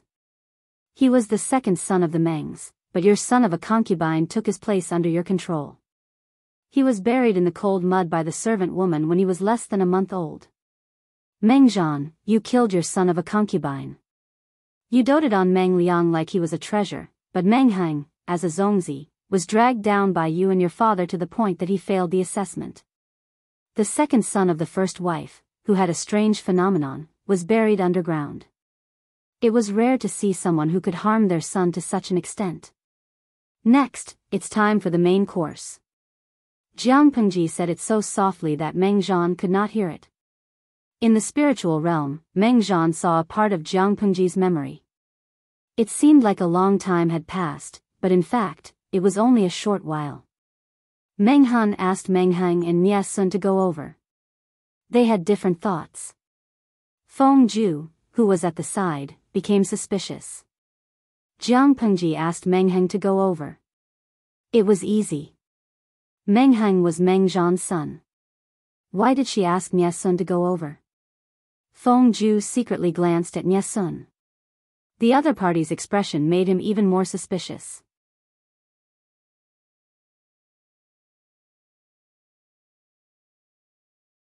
Chapter 1082. Meng Heng stood behind Jiang Pengji and looked at Meng Zhan with a complicated expression. No boy didn't look forward to their father. Meng Heng used to look up to Meng Zhan like a god when he was young. But Meng Zhan only had eyes for his son, Meng Liang. Even if Meng Liang was useless and lustful, Meng Zhan still spoiled him like a treasure. Meng Heng had once thought that Meng Zhan liked this kind of son, so he had tried to be like Meng Liang. He had secretly tried to be like Meng Liang, but he was severely punished and ordered to kneel in the ancestral hall. It was winter. It was raining heavily outside. The air was so cold that it felt like there were blades in it. Meng Heng didn't wear much clothing. He knelt until his knees were black and swollen. He almost died. That memory became his childhood nightmare. Occasionally, when he dreamed about it in the middle of the night, he could still clearly remember the cold air that filled the air. Meng Heng looked down and bowed to Jiang Pengji calmly. My lord, why did you call me here? No matter what, you and Meng Zhan were father and son. I'm not an unreasonable person. I don't want you to have any regrets, so I'll allow you to have a word with him. You and your son can make a clean break. Jiang Pengji said, Meng Zhan still owes Captain Meng a debt. Meng Heng was stunned. It took him a while to realize what she meant. Jiang Pengji didn't want him to send Meng Zhan to hell. She just wanted him to talk to Meng Zhan so he wouldn't have any regrets. He felt relieved. He couldn't tell how he felt. Thank you, my lord, Meng Heng said. Meng Liang was the direct murderer of Meng Hun's wife and daughter, but Meng Zhan was also an accomplice. Meng Heng had no right to stop or resent her. Jiang Pengji stood up and walked to the door of the cell. She turned her head and whispered, his emotions aren't stable. Don't get too close. Jiang Pengji made way for Meng Heng, but she didn't go too far. This distance wouldn't make Meng Heng feel like he was being watched. It also wouldn't let the situation get out of her control. Meng Heng's eyebrows relaxed after Jiang Pengji left. He saw Nie Sun standing on the side and became suspicious. What was Nie Sun doing there? He didn't think further because he was pressed for time. Father, Patriarch Meng Heng sat on the mat and bit the tip of his tongue, forcing himself to swallow back the honorific that slipped out of his mouth. He had already been expelled from his sect, and he had cut off all ties with Meng Zhan. If he called him father now, Meng Zhan might not even acknowledge him. Meng Zhan was immersed in his own world. He was on the verge of breaking down. When he suddenly heard someone calling him, he became more alert. When he looked up, he saw Meng Heng's face. Meng Zhan was so agitated that he couldn't control his emotions. He jumped forward with a ferocious face and half of his body crossed the short table. Meng Shijiu. Meng Zhan's face looked ferocious as he shouted Meng Zhan's full name. His skinny hands grabbed Meng Heng's sleeves. Why are you still alive? Why is Meng Shijiu the one who died? How could a bastard like you be my son? Meng Heng was scared out of his wits. He wanted to struggle, but Meng Zhan's scream made him feel like he had fallen into an ice cellar. It was as if all the sounds around him had faded away. What did it mean to be a bastard? Meng Heng didn't struggle. Instead, it gave Meng Zhan a chance to go further. He didn't believe what Jiang Pengji had said. It must have been an illusion created by her witchcraft. Everything was to deceive him. He couldn't have done anything wrong after all these years. Meng Heng was a bastard of Gu Zhen and someone else. He wasn't his son at all. Meng Zhan only had one son in his life. His only son was killed by Lu Shi. The bastard that he had raised for more than 20 years had turned to Lu Shi. He didn't care about Meng Liang's blood feud. How could you be my son? Meng Zhan looked thin and weak, but the power he had was terrifying. Meng Heng didn't have time to react. He grabbed his neck and couldn't get away. Nie Sun was also shocked by Meng Zhan's words. When he came back to his senses, Meng Heng's face had turned green. Without hesitation, Nie Sun kicked Meng Zhan's shoulder. Meng Zhan screamed in pain and let go of his hands. Meng Heng's eyes were filled with tears. His eyes were bloodshot. He couldn't believe it. Was this the reason why Meng Zhan had hated him for so many years? Meng Zhan was the first to react. He pulled out the sword on Meng Heng's waist and stabbed at Meng Heng with the shiny blade. In a flash, Nie Sun didn't have time to think. He grabbed Meng Heng and the two of them rolled together to avoid the sword. Meng Zhan was the first to react. He pulled out the sword on Meng Heng's waist and stabbed at Meng Heng with the shiny blade. Meng Zhan had lost his mind. Seeing that Meng Heng had escaped, he followed up with another attack. You are crazy, Nie Sun blocked with the body of his sword. He had underestimated Meng Zhan's strength and the sword almost fell out of his hand.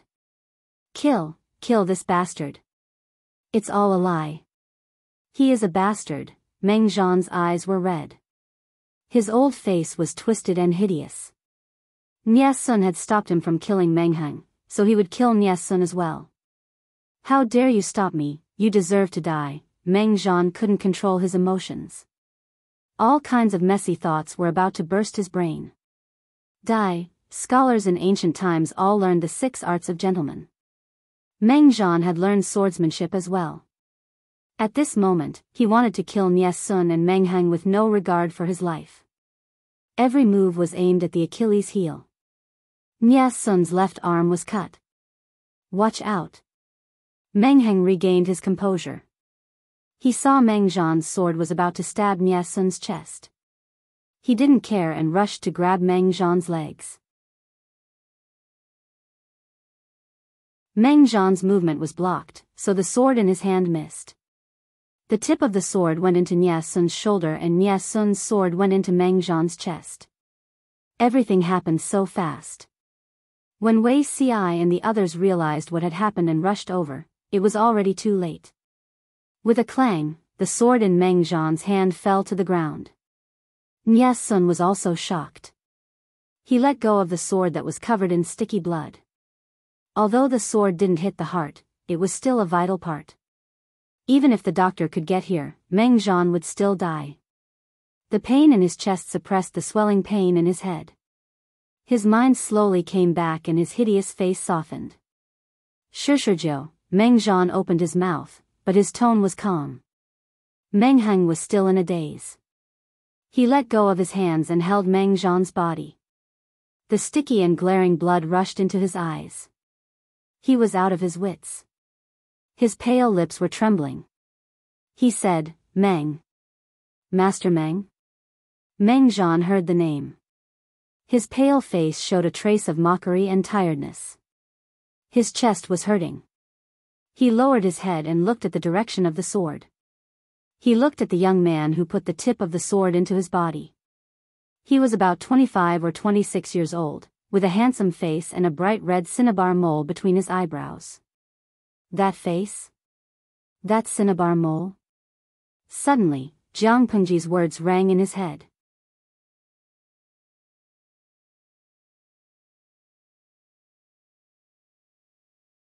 Chapter 1083. You dote on Meng Liang like she's a treasure. Who was Meng Liang? He was the son of a concubine in the Meng's family. Because of Meng Zhan's favoritism, he took the title of the legitimate son. The voice in his head refused to let him go, clearly pointing out what stupid thing he had done. As a Zongzi, Meng Heng was dragged down by you father and son to the point that he failed the assessment. When Meng Zhan thought of this, his already uncomfortable chest hurt even more. It was as if a hand was squeezing his heart, trying to crush it. Meng Zhan was in so much pain that he couldn't even open his mouth. His face was drained of color, and his hands and feet were as cold as ice. Putting aside all prejudice and enmity, Meng Heng was indeed an outstanding Zongzi. He was gentle, elegant, and meticulous. Even if he couldn't bring the Meng family further, he wouldn't lose the support of the people like he did. Because of his indifference, the lowly concubine who gave birth to Meng Liang was promoted to a noble concubine and had the authority of a lady. As the eldest son, Meng Heng was in a difficult situation. Under such circumstances, the young Meng Heng was still able to find a way out for himself and go to Shangjing to study. Now that she thought about it, it was indeed extraordinary. Unfortunately, Meng Zhan had always thought that Meng Heng was a bastard. He thought that Meng Heng was proof that Gu Zhen had betrayed him. He didn't like him at all. If the family elders hadn't forced him to make Meng Heng the Zongzi, he might not have hated this child so much. The Mengs were a big family, how could they lack Meng Heng's food? However, Meng Heng had become the Zongzi and occupied a position that did not belong to him.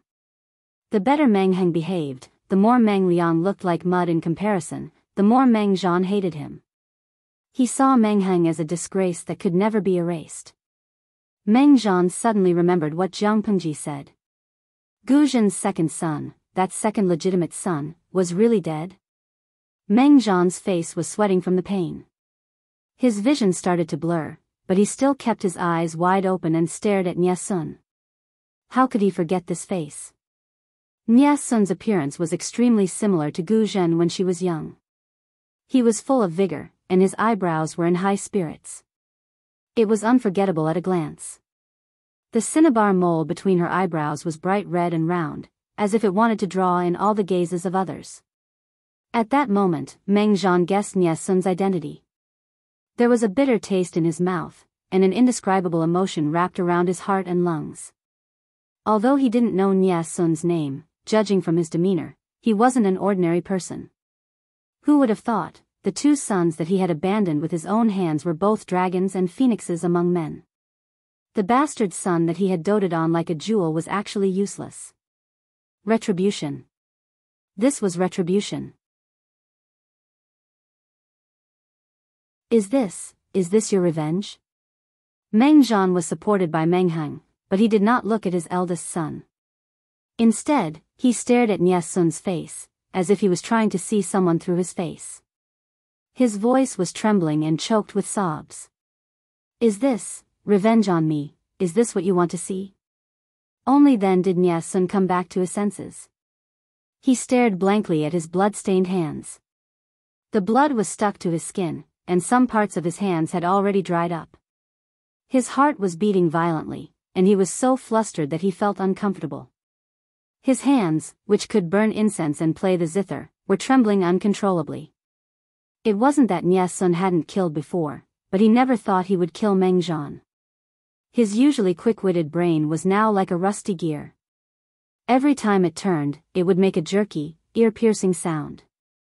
Nie Sun's lips were trembling as he shouted to the side, "Doctor, get the doctor here." Meng Heng heard him and secretly clenched his fists. He peeked at Jiang Pengji, who was standing outside the crowd. It was not just because of the distance, but also because of something else. He could not see her expression clearly. Fine, cough, forget it, Meng Zhan coughed weakly, and his lips curved into a sarcastic smile. Even when he was on the verge of death, he could quickly analyze that it was a trap. Jiang Pengji knew everything. Not only did she know about the past, but she also knew Nie Sun's identity. If not, why would she let Nie Sun and Meng Heng appear together in front of him? He had heard that Lu Shi's martial arts were superior, and that he could take the head of the enemy's general in the midst of an army of 10,000. With such skills, how could she not react to the situation just now? He was afraid that the situation was exactly what she wanted to see. She forced him to lose control of his emotions, tempted him to hurt Meng Heng, and finally let Nie Sun kill him. It was indeed a vicious plan. Lu Shi had no idea what kind of vicious daughter he had given birth to. At that moment, Meng Zhan finally saw how terrifying Jiang Pengji was. He felt a little scared. Wasn't she afraid that her plan would fail and that Meng Heng or Nie Sun would be hurt by him? Meng Zhan moved his eyes with difficulty, trying to find Jiang Pengji's figure. He was caught off guard and met her cold eyes.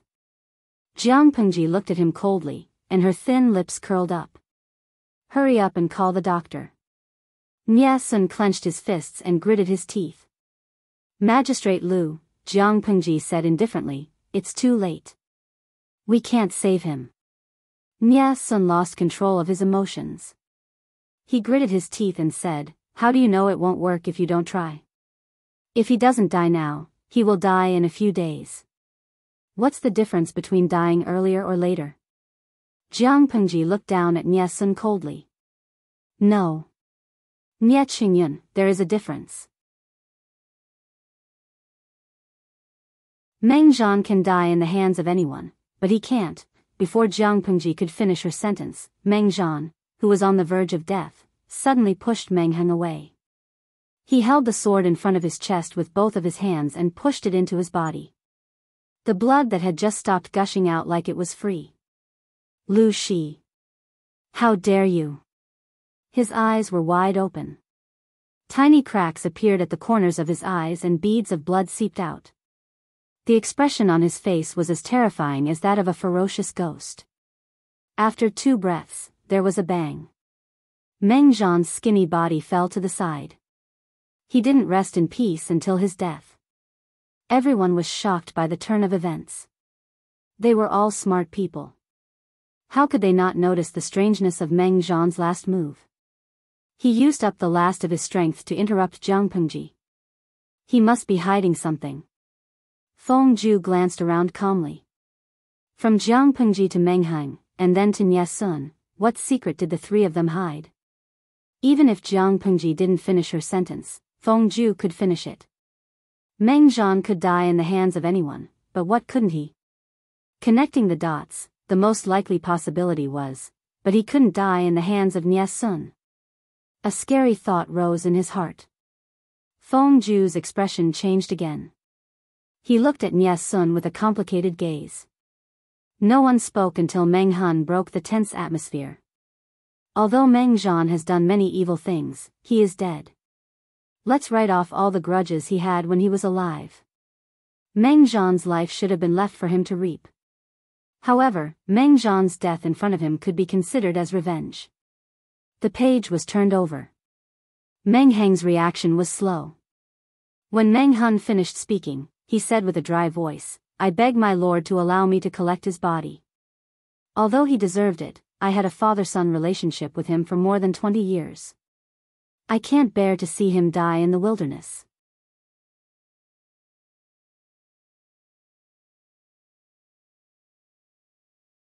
Chapter 1084. Meng Heng stayed behind to collect Meng Zhan's body. Jiang Pengji left with the others, leaving Meng Heng alone. Everyone left except for Nie Sun. Meng Heng knelt until his knees were numb. It took him a while to regain his composure. From the corner of his eyes, he saw Nie Sun, whose expression he could not see clearly. Qingyun, your arm is still injured. It's not suitable for you to stay in the damp and cold dungeon, he put Meng Zhan's cold body on the ground, opened his hands that were holding the sword, and uncurled his fingers one by one. Only then did Nie Sun return to his senses. His throat emitted a sound like that of a wild beast, as if he was suppressing a strong emotion. Wow! Nie Sun supported himself against the wall with his uninjured right hand and retched in discomfort. Meng Heng raised his hand and closed Nie Sun's eyes. He didn't seem to notice Nie Sun's abnormal reaction. What's your relationship with the Meng family? Nie Sun wiped the remaining stain on the corner of his mouth with the back of his hand and panted. I'm from the Nie family of Zhongzhou's Bian prefecture. How could I be related to the Meng family?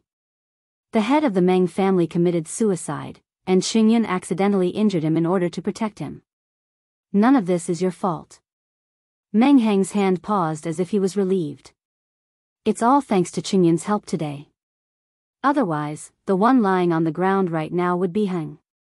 Nie Sun looked at Meng Heng's back with a complicated gaze. His usually straight back was now slightly bent. It was sad to see him all alone. I thought that Lu Prefecture Magistrate was a sentimental person, but after this incident, I realized that I was wrong, very wrong. Nie Sun left the dungeon and was not surprised to see Jiang Pengji. He stepped forward and said, Magistrate Lu, aren't you afraid of falling out with Shizhou by doing this? This is already the best situation. Cousin Heng is a smart man. He knows what's best for him. Jiang Pengji smiled. Meng Zhan's life can't be saved. If his death can be exchanged for the rest of the Mengs, wouldn't that be wonderful? Logically speaking, even if Meng Heng didn't hate her, there would still be some animosity between them. What was the price of doing so? The Meng family had no one to protect them. Meng Heng was generous and gentle, but that didn't mean he was a sentimental person. On the contrary, he was calm and rational. Meng Zhan is cousin Heng's biological father, but the father-son relationship between them has been eroded by Meng Zhan. Jiang Pengji looked at Nie Sun calmly and smiled. People's hearts are complicated, but they are also simple. If cousin Heng wants to blame me, I have nothing to say. When Nie Sun heard this, his Adam's apple bobbed a few times. He looked at Jiang Pengji with some shock. Why you've guessed my identity, haven't you? Nie Sun was almost sure that Jiang Pengji knew the truth. I'm afraid you don't know, but your face is very similar to my Shu aunt's. Many years ago, my aunt told me that her son, who died prematurely, was born with a cinnabar mole between his eyebrows. Jiang Pengji smiled. When I first saw you, I thought your face looked familiar. Later, I heard from Biyao that you came to Dongqing to look for your relatives, and I began to suspect you. But I don't have any evidence, so I'm not sure. It wasn't until cousin Heng escaped from Cangzhou and you took extra care of him that I could be sure. What? Do you admire Meng Zhan? Nie Sun gritted his teeth and said, how is that possible? Meng Zhan didn't raise him, and he was cruel enough to let his illegitimate son take over his identity. He buried him, who was less than a month old, in the cold underground. If he had been a little unlucky, he would have lost his life long ago. To him, Meng Zhan was just a stranger who was related by blood. Jiang Pengji sneered. If that's the case, isn't it even more unreasonable for you to blame me? Nie Sun choked and couldn't speak. After a while, Nie Sun looked at his hands. The blood on them had dried up. You plotted to kill your father. Isn't the magistrate of Liuzhou afraid of revenge? Jiang Pengji said, you and I are on opposing sides. I have so many enemies. It doesn't matter if you're here or not. The winner is the king, and the loser is the bandit. If one day I become your prisoner, you can take my life as you wish. After saying that, Jiang Pengji walked past Nie Sun and left without looking back. She didn't walk far before she saw a familiar figure standing at the end of the long street from afar. Warmth rose in her heart. She didn't need others to understand her, but if someone was willing to open their hearts to her, that would be the biggest gain. It was a special time, and Meng Zhan was a prisoner. His funeral had to be simple. But when Meng Zhan's coffin was buried, Meng Heng had lost a lot of weight. His clothes that fit him looked empty. In order to avoid arousing suspicion, no one from the Mengs came to the funeral. The funeral procession looked sparse and desolate. If Wei Ci, Feng Zhen, and the others hadn't attended the funeral for Meng Heng, it would have been even more desolate. Jiang Pengji didn't attend, but without her secret support, Meng Zhan's mourning hall would have been smashed by the people of Meng County. I wonder what good things Meng Zhan did in his past life. He's done so many bad things in this life, but he still has a good son to send him off. Meng Han's revenge was avenged, but the knot in his heart wasn't so easily resolved. If nothing had happened to his wife and daughter, he would have a grandson by now and become a happy and peaceful father-in-law. Feng Zhen smiled as he poured wine for Meng Han and filled up his own goblet. Officer Meng, why don't you have another wife? You've already avenged your wife and niece. It's time for you to move on. The dead are gone, but the living are like this. They can only rest in peace if you live a good life. Meng Han shook his head. He didn't want to have another wife. He just wanted to be loyal to his lord and repay him for saving his life. Feng Zhen said casually, Meng Zhan is dead. The grudge from back then has finally come to an end. Meng Han snorted and put down the goblet. Sure, you don't have to beat around the bush. I'm a rough guy. Just say what you want to say. Feng Zhen didn't feel awkward. Instead, he smiled. Since Officer Meng has spoken, I'll speak the truth. The trouble Meng Zhan caused shouldn't involve his children. My lord will treat the Meng's branch family lightly. I'm letting you know about this in case you feel uncomfortable. Plus, Shizhou is my lord's cousin. He's talented and will be put in an important position in the future. Officer Meng and him. It was a big taboo to not be on good terms with each other. Meng Han was silent for a while and asked, Is this what my lord wants? Feng Zhen smiled. No, my lord. I'm just guessing. Meng Han downed the wine in the goblet and snorted. Meng Shizhou has been with my lord for a while. Have I ever made things difficult for him? Feng Zhen cupped his hands and said respectfully, Officer Meng is broad-minded. You're thinking too much. I'll drink this as a punishment. Meng Han raised his hand to stop him and said angrily, There's only one jar of good wine. How much do you want to drink? After the funeral, Meng Heng immediately changed out of his mourning clothes. He wore plain clothes with a plain white belt around his waist. That night, he went to look for Jiang Pengji. I thought Cousin Heng would come looking for me earlier.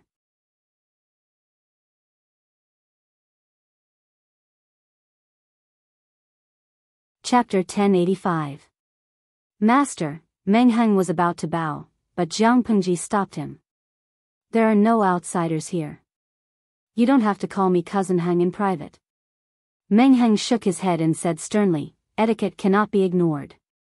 Although Heng is the Lord's cousin, he cannot easily overstep his boundaries. No matter how good their relationship was, it could not withstand the slightest neglect and rudeness.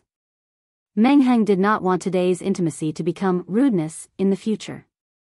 Jiang Pengji secretly rolled her eyes and sighed. Cousin Heng is good in every aspect, but he's too cautious. Meng Heng did not say anything. This cautiousness and politeness were deeply ingrained in his bones. It was not something that could be changed in a short time. If he hadn't been careful and meticulous, he probably wouldn't have lived to this age. Jiang Pengji grabbed a table and leaned half of her body on it. She asked casually, What does Cousin Heng want to know? Meng Heng was definitely not looking for him for official business. It was most likely related to the dungeon incident. I'm very happy that Cousin Heng still chose to trust me. Jiang Pengji smiled. If Meng Heng was unhappy, he could ask Nie Sun, but he didn't. Instead, he waited until Meng Zhan's funeral was over. Since Cousin Heng treats me with sincerity, I can't lie to you. Meng Heng sat upright, like a green bamboo that would not bend in the face of wind and rain. His tenacity and integrity were what Jiang Pengji admired. Nie Qingyun, he's the Meng family patriarch's lost pearl in the vast ocean? Meng Heng had already guessed that Nie Sun was related to him by blood, but he had not guessed that Nye Sun was his younger brother from the same mother. Jiang Pengji sighed. It's a long story. I'm afraid that cousin Heng doesn't know that Meng Liang isn't my aunt's child. What? Meng Heng widened his eyes in shock. Jiang Pengji said, back then, my aunt and Meng Zhan's concubine were pregnant at the same time. They gave birth to a son almost at the same time. Meng Zhan didn't want to mistreat the concubine's child, so he allowed the concubine to swap the concubine. The Shu aunt's real child was replaced by a concubine and died in less than 2 days. The maidservant buried the baby carelessly. Luckily, a passing maidservant dug it out and sold it to Zhongzhou. Meng Heng's clenched fists trembled uncontrollably. At that moment, he was almost speechless. Nye Sun, he's that child? No wonder, Meng Zhan, Meng Liang, and the concubine were like a family. However, Meng Heng had always wondered why his father let the concubine raise his second son. This was the crux of the problem.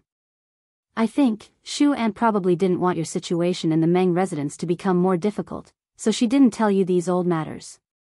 Jiang Pengji took a sip of the sake. The bland taste of the wine spread in her mouth, carrying a tinge of bitterness. At first, I didn't recognize Nye Sun's identity. I just felt that his silhouette resembled someone, but I couldn't remember who that person was. After that, I heard that Nye Sun was very close to you and took good care of you. Nye Sun came to Dongqing to look for his family. Only then did I confirm his identity. He was the real Meng Liang. Meng Heng shook his head. No, Nye Sun is Nye Sun. How can the name Meng Liang tarnish him? Meng Heng could not remain calm after receiving too much information in such a short period of time. My lord, you already knew of Nye Sun's identity. Then, did you also deliberately facilitate the dungeon incident? Jiang Pengji smiled. Cousin Heng, are you bitterly disappointed? Are you suspecting that I deliberately pushed you into a dead end? Meng Heng shook his head weakly. He looked listless, as if he had been drained of all his energy. My lord, you are highly skilled in martial arts. You were not far away at that time, but you were watching from the sidelines. It shows that you were confident. Meng Liang's sudden outburst was not something that could be controlled by an outsider. I'm just not sure. Did you want me to kill Meng Liang in your plan? Jiang Pengji frowned. Let you kill him? What's the difference between that and crippling you myself? Meng Heng was different from Nye Sun. If Meng Heng accidentally killed Meng Zhan, he might be depressed for the rest of his life. My lord, you want to cripple Nye Sun? Cousin Heng, are you soft-hearted? Humans are not plants. How can we be emotionless? Meng Heng did not deny it. He really had a good impression of Nye Sun. Nye Sun looked very similar to his mother, which made them feel closer. Meng Heng was surprised and happy to hear that Meng Liang was his biological brother. He could not bring himself to do it. Meng Heng's lips moved.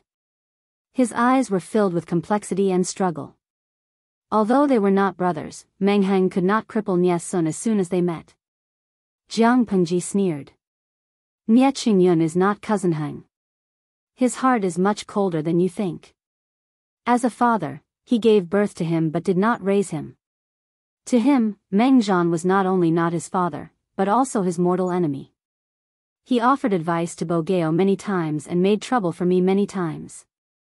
This incident in the dungeon can not only end the grudge between me and Meng Zhan, but it can also serve as a warning to Nye Sun. I have done this with a clear conscience.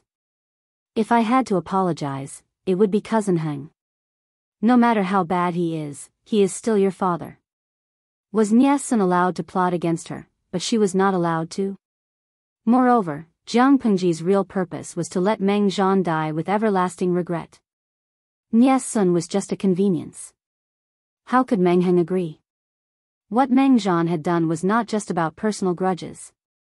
It was about the country. It was enough to drag the entire Mengs into eternal damnation.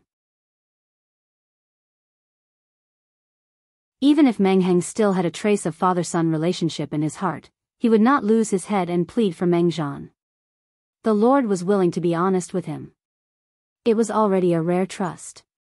Jiang Pengji did not force him. Meng Heng would think it through.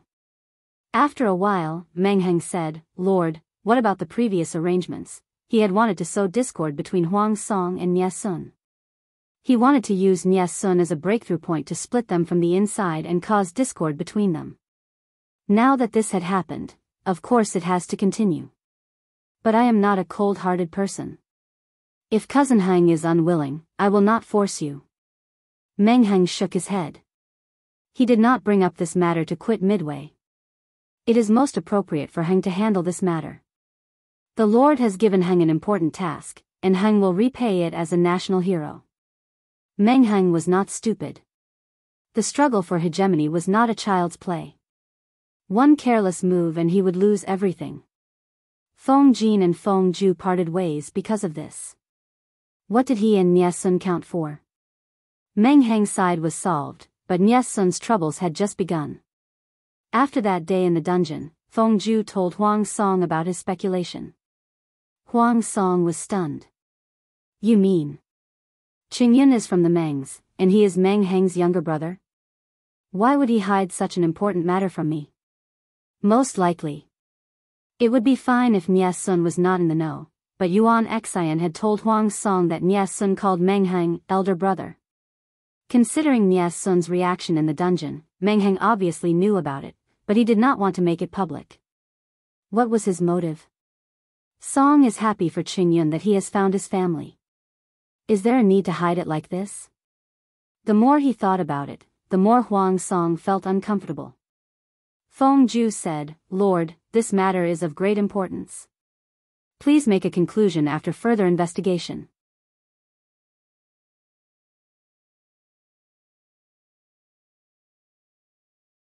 Chapter 1086. The matter between Nie Sun and Meng Heng had been resolved smoothly, but only the people involved knew whether or not it was over. Huang Song still held a grudge. Who asked Nie Sun to deceive them first?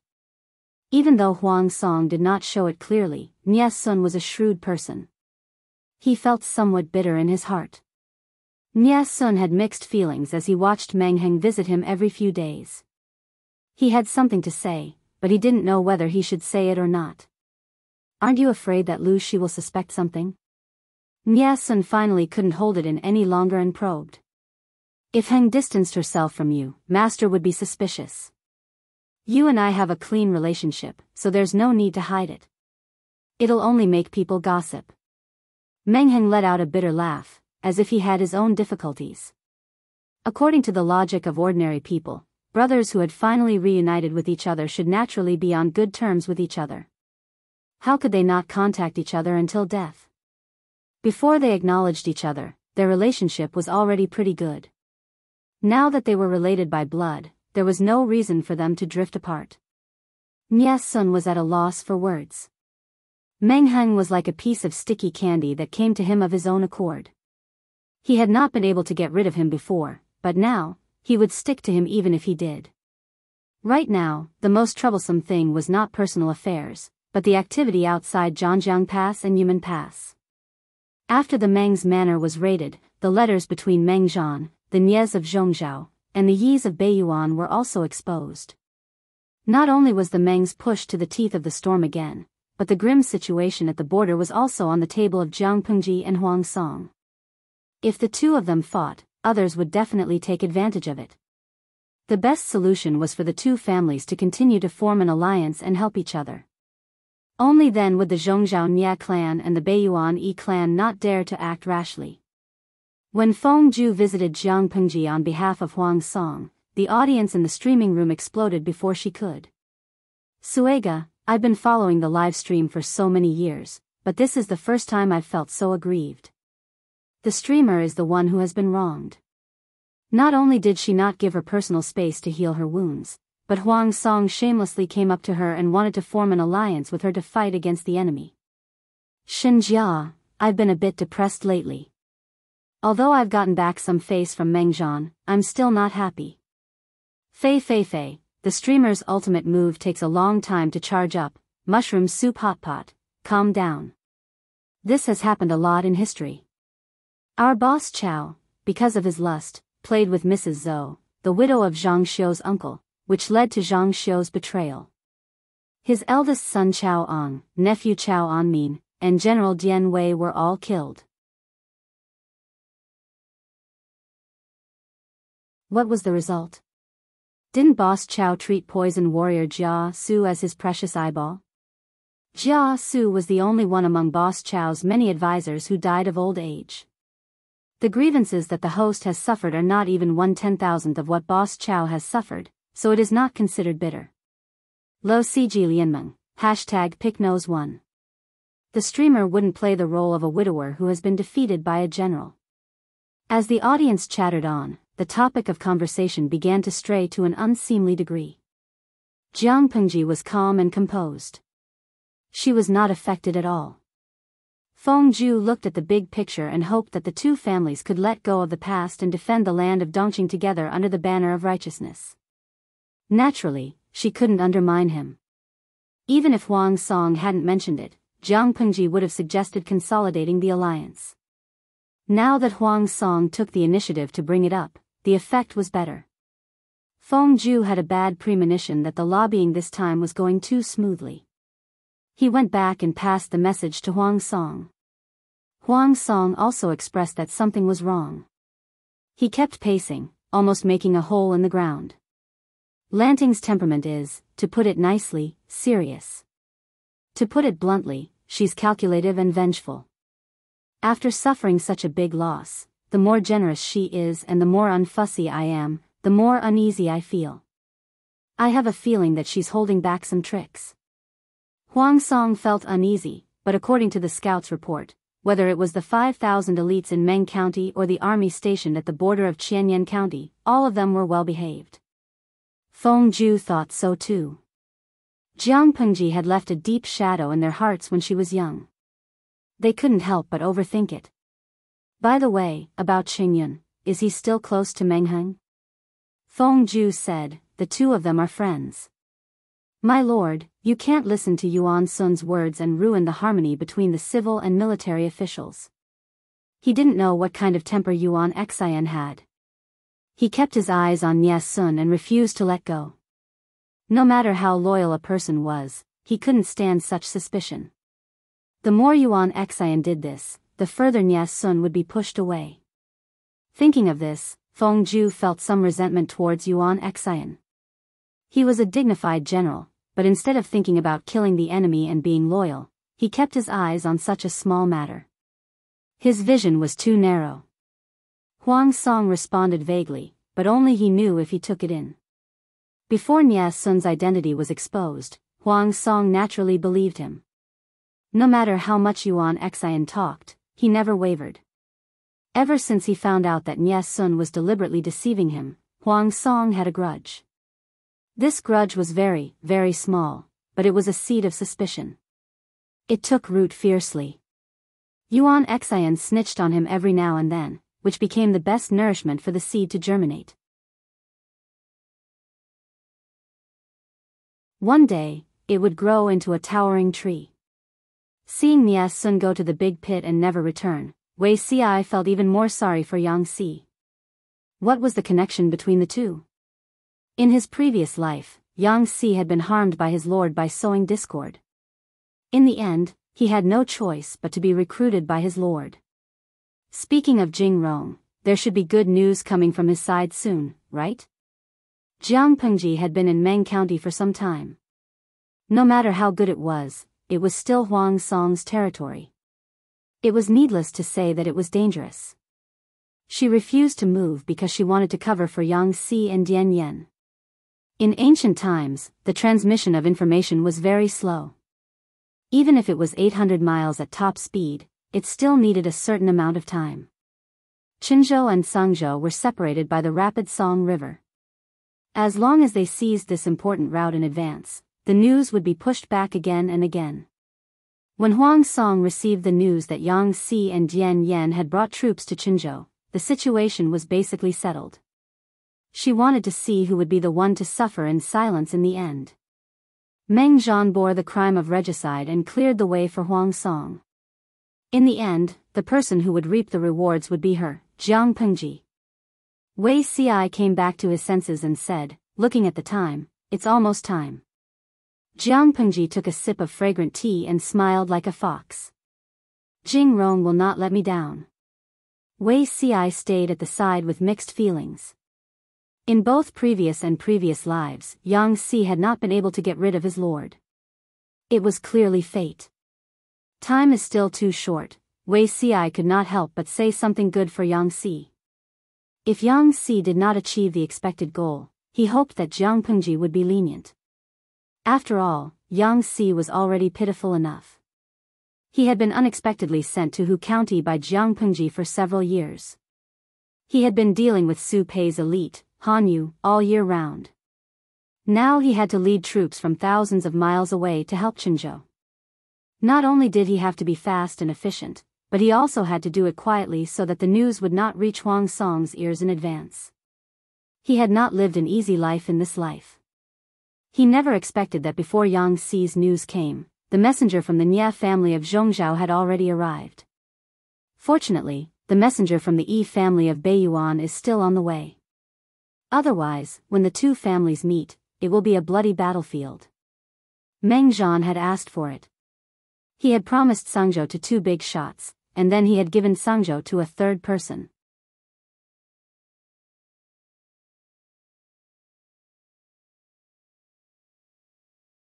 Chapter 1087. Although the Azura arena had yet to take place, the emissary from the Nie clan was about to explode with rage. Meng Zhan wrote a letter to the Nie family in Bianzhou, Zhongzhou. On one hand, he criticized the current situation, analyzed the general trend of the world, and pointed out the current shortage of the Nie family. On the other hand, he confessed the predicament the Meng family was in. After much persuasion, they finally proposed the terms of the deal. As long as the Nie clan gave the Meng clan protection and other benefits, the Meng clan would give up Sangzhou. Once they had Sangzhou, it meant that they would have a strong base to produce horses. Rather than saying that this was an equal exchange between the two families, it was more accurate to say that the Meng family was using Sangzhou as a bargaining chip in exchange for the Nie family's protection. The Nie clan was located in Zhongzhou, but they were also concerned about the situation of the various countries. The Meng clan of Sangzhou had been declining in recent years, and their influence was indeed not as great as it used to be. If the Meng family was just an ordinary landowning family, they could simply find a feudal lord to rely on or abide by the law, and they would not be affected. Unfortunately, the Meng family controlled Sangzhou, and the Sangzhou horse farm was a big cake that everyone coveted. Even if the Meng family behaved themselves, Chaoyang would find trouble with them and drag them into the whirlpool of the world struggle. After thinking about all this, the Nie clan didn't doubt Meng Zhan's letter. They immediately sent their elite disciples to Zhangjiang Pass as messengers. Who would have thought that when they showed the token that Meng Zhan had given them, the guard of Zhangjiang would make all sorts of excuses? The emissary of the Nie clan was keenly aware that something was wrong. He secretly sent someone to inquire about the situation inside the pass. "You're going too far." Meng Zhan begged the Mengs for help like a stray dog, but now he's changed his mind. Is the Mengs really a pushover? The royal family of Zhongzhou no longer existed. Currently, there were many feudal vassals standing side by side. Among them, the Nie family was the strongest. The Nie clan's advantages and disadvantages were obvious. If they could take Sangzhou, it would be of great strategic importance to them. Sang Prefecture's horse farm was vast and rich in warhorses. The quality of the warhorses was comparable to that of the northern borderline. Zhangjiang Pass was Dongqing's natural stronghold. The terrain was extremely steep, making it easy to defend and difficult to attack. If the Nie family could obtain Sangzhou, it would mean that Zhangjiang Pass would be useless. The Nie family could use Sangzhou as a stepping stone to develop their troops and conquer the hinterland of Dongqing. This was the second reason. What about now? All the sweet dreams had turned into smoke. The Nie family had been fooled by Meng Zhan. The envoy from the Nie clan was furious. His cousin frowned and said hesitantly, "It might not be Meng Zhan who sent them out of Sangzhou." They only heard that the 3 counties of Tsang Prefecture were divided between the Huang and Lu families. Apart from that, they did not hear anything else. Perhaps the Huang and Lu families had joined hands to attack Tsangzhou. The corner of the Nia clan's messenger's mouth twitched. He looked at his cousin as if he was an idiot. If Meng Zhan hadn't surrendered voluntarily or sent him out of Tsangzhou, the war would have affected Zhangjiang Pass. We would have had to transfer troops. But when we stayed at Zhangjiang Pass for several days, the soldiers here were not sick or injured, and there were no signs of fighting near the pass. It can be seen that Huang Song did not waste a single soldier in taking Zhangjiang Pass. Oh, I see. The man nodded and said, so, we've been tricked by Meng Zhan. Only now did he react? The Nia clan envoys were speechless. We can't let this matter go so easily. If word of this gets out, the Nia family of Zhongzhou will lose its dignity. Losing face was one thing, but the key was that if they missed this opportunity, it would be more difficult for the Nia family to touch the land of Dongqing. While the power in Tsangzhou was not stable, the Nia family could take the opportunity to pressure the border Zhangjiang Pass and form an alliance with the Huang and Lu families. Let's send a letter to Bianzhou and see what the Lord decides. The Nia clan envoy's letter was sent back to the country. The Nia clan had the same idea as them. Even if they couldn't get the whole Tsangzhou, they had to get Meng County. Or else? If the soft approach didn't work, they could use the hard approach. Huang Song and Lu Shi's power was not stable. Could they still hold Zhangjiang Pass? After receiving the order, the Nia clan envoys were full of confidence.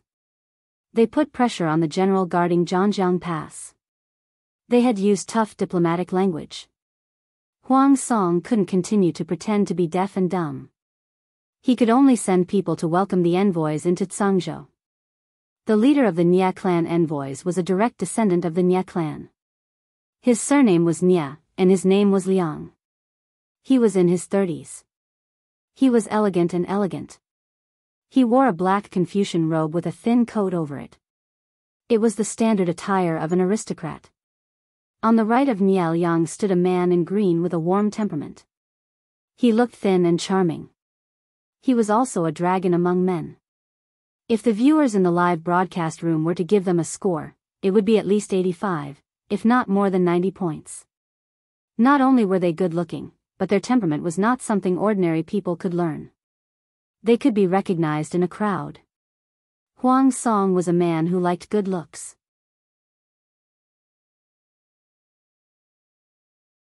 He knew that the two of them represented the Nia clan of Zhongzhou. But when he saw their faces, he had a good impression of them. Nia Liang didn't chat with Huang Song for long. He directly expressed his intention. He took out Meng Zhan's letter and reminded Huang Song of one thing. Meng Zhan had promised Tsangzhou to the Nia clan of Zhongzhou. This land was theirs. Huang Song had no problem taking it, but he had to weigh his own bones. He had to see if he could protect Tsangzhou. Instead of the two clans fighting, it was better to be sensible and leave Tsangzhou. Otherwise, they would fight each other. Nia Liang's words were tactful, but Huang Song acted like he didn't understand and tried to change the topic. Sir, you have traveled a long way from Zhongzhou. You must be tired. Why don't you let me be the host? Sir, you can rest in your bed. As for what you mentioned, I don't know the inside story. I will give you an explanation after I find out. Nia Liang narrowed his eyes and agreed with a faint smile on his face as if he was a jack of all trades. Evasive words. He wanted to see what other tricks Huang Song had up his sleeve. They could also use this time to understand the situation in Tsangzhou. Know yourself and know your enemy, and you will never be defeated. Huang Song stood up to see him off. Just as he left the main tent, Nia Liang saw a familiar figure. Ah Sun. He was surprised. He turned to Huang Song and asked, "Is that Qingyun?" Huang Song was also surprised. "Sir, you know Qingyun?" On the other side, Nia Sun also found someone who shouldn't be in Tsangzhou. Nia Liang said, "Liang and Qingyun are classmates in the family school. Of course we know each other." After he finished speaking, Nie Sun came forward to greet him. Huang Song then remembered that Nie Sun was the adopted son of the Nie family in Zhongzhou. It was possible that he knew the Nie family's envoy. Nie Liang said to Nie Sun, I heard from my uncle that you came to Dongqing to look for your relatives. You haven't returned for many years. Have you found your relatives now? Nie Sun smiled bitterly. It's hard to explain. I didn't mean to hide it. It's really hard to tell. Nie Liang knew he had his reasons. He didn't probe further and asked in private. The next day, Huang Song hosted a banquet for the Nie family's envoy and sent an invitation to Jiang Pengji. Jiang Pengji accepted it gladly. It would be a waste not to eat a free meal. But, she realized that after the banquet started, Wei Xi's gaze kept drifting toward the Nie family's envoy. Is there a beauty or a peerless beauty over there that makes Zixiao restless?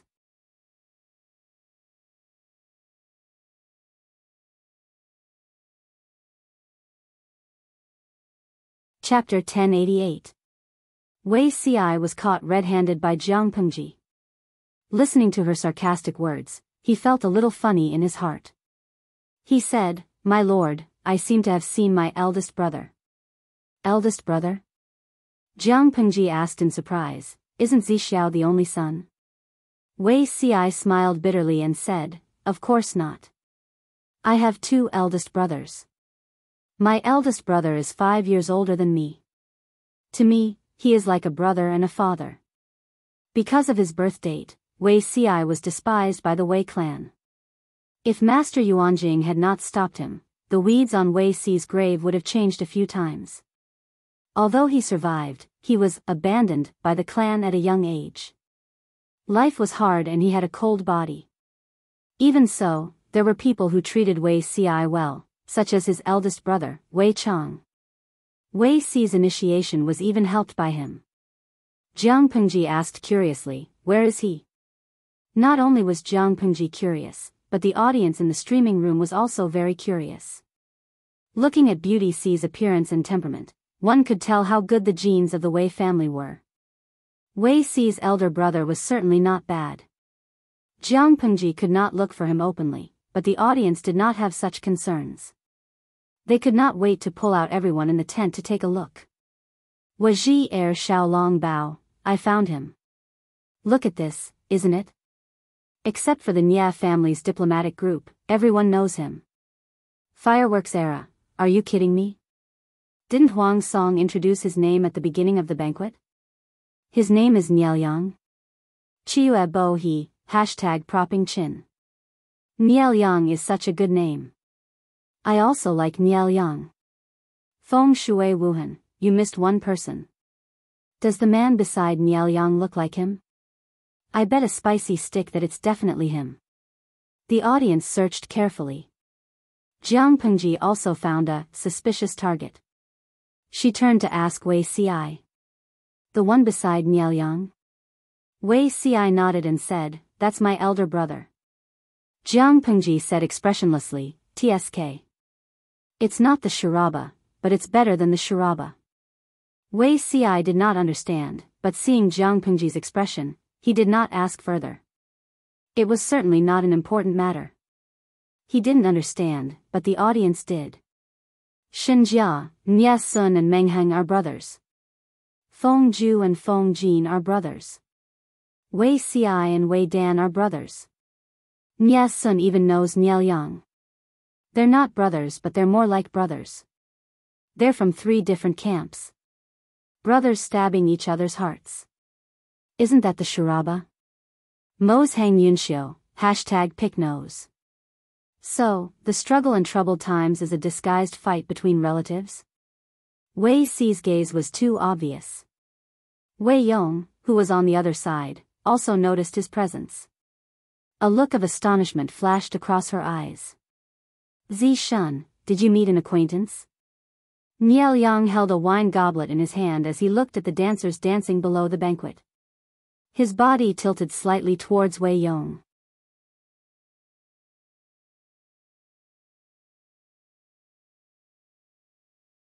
Compared to Jiang Pengji's angry tone, his words were much more polite. but also irritating. Meng Zhan is a criminal who killed the emperor, and he is the eternal sinner of Dongqing. How can the Mengs call themselves the ruler of Cangzhou? This is the first reason. The royal family trusts the Mengs, which is why the Mengs are allowed to stay in Cangzhou. After all, the Mengs are still the subjects of the royal family, not the ruler. This is the second reason. Meng Zhan has no right to decide the ownership of Cangzhou. Even if the letter in the messenger's hand is real, the people of Cangzhou will not recognize it. Even if the royal family had been killed by Meng Zhan, Wei Xi would still use him as a shield. Niel Yang looked expressionless, but he was secretly giving Wei Yong a look. Wei Yong's younger brother was indeed not a good person. He was stabbed by his brother before they even recognized each other. Such brotherly love was really tearful. If that's the case, Magistrate Liu and Magistrate Huang want to push the blame and refuse to acknowledge the debt, right? Jiang Pengji shook the wine bottle gently and leaned against the table. You can't say that. The person who owes the debt is Meng Zhan, not me or Biyao. As the saying goes, every debt has its debtor. If the Nies want to collect the debt, they have to find a creditor. If they are quick, they can find a master to summon the soul. The world is in chaos now, and the road to the underworld is blocked. Maybe Meng Zhan hasn't had the time to reincarnate. It's hard to say. Niel Yang was speechless. He heard that Liu Shi was born in a gentry family, but he didn't expect to meet him in person and act like a hooligan. He was so persistent that it was unheard of. Wei Xi, who was beside him, noticed his brother Wei Yong's gaze. He didn't want to delve into the deeper meaning of that gaze, so he simply closed his eyes and pretended to be dead. If that's the case, Magistrate Liu and Magistrate Huang don't want to give up Cangzhou? Jiang Pengji smiled faintly. I am from Dongqing. How can I betray my country? She wouldn't even give up a small hut, let alone Cangzhou. It was really asking the wrong person to talk to her about the issue of territory. Jiang Pengji's eyes were burning. She wasn't afraid at all. Huang Song, who was the temporary owner of Cangzhou, became a foil. He stayed at the side and cheered for Jiang Pengji. You're tuning into the Biyao's Wuxia Chronicles YouTube channel. Don't forget to subscribe and join us on this journey to catch the most captivating stories.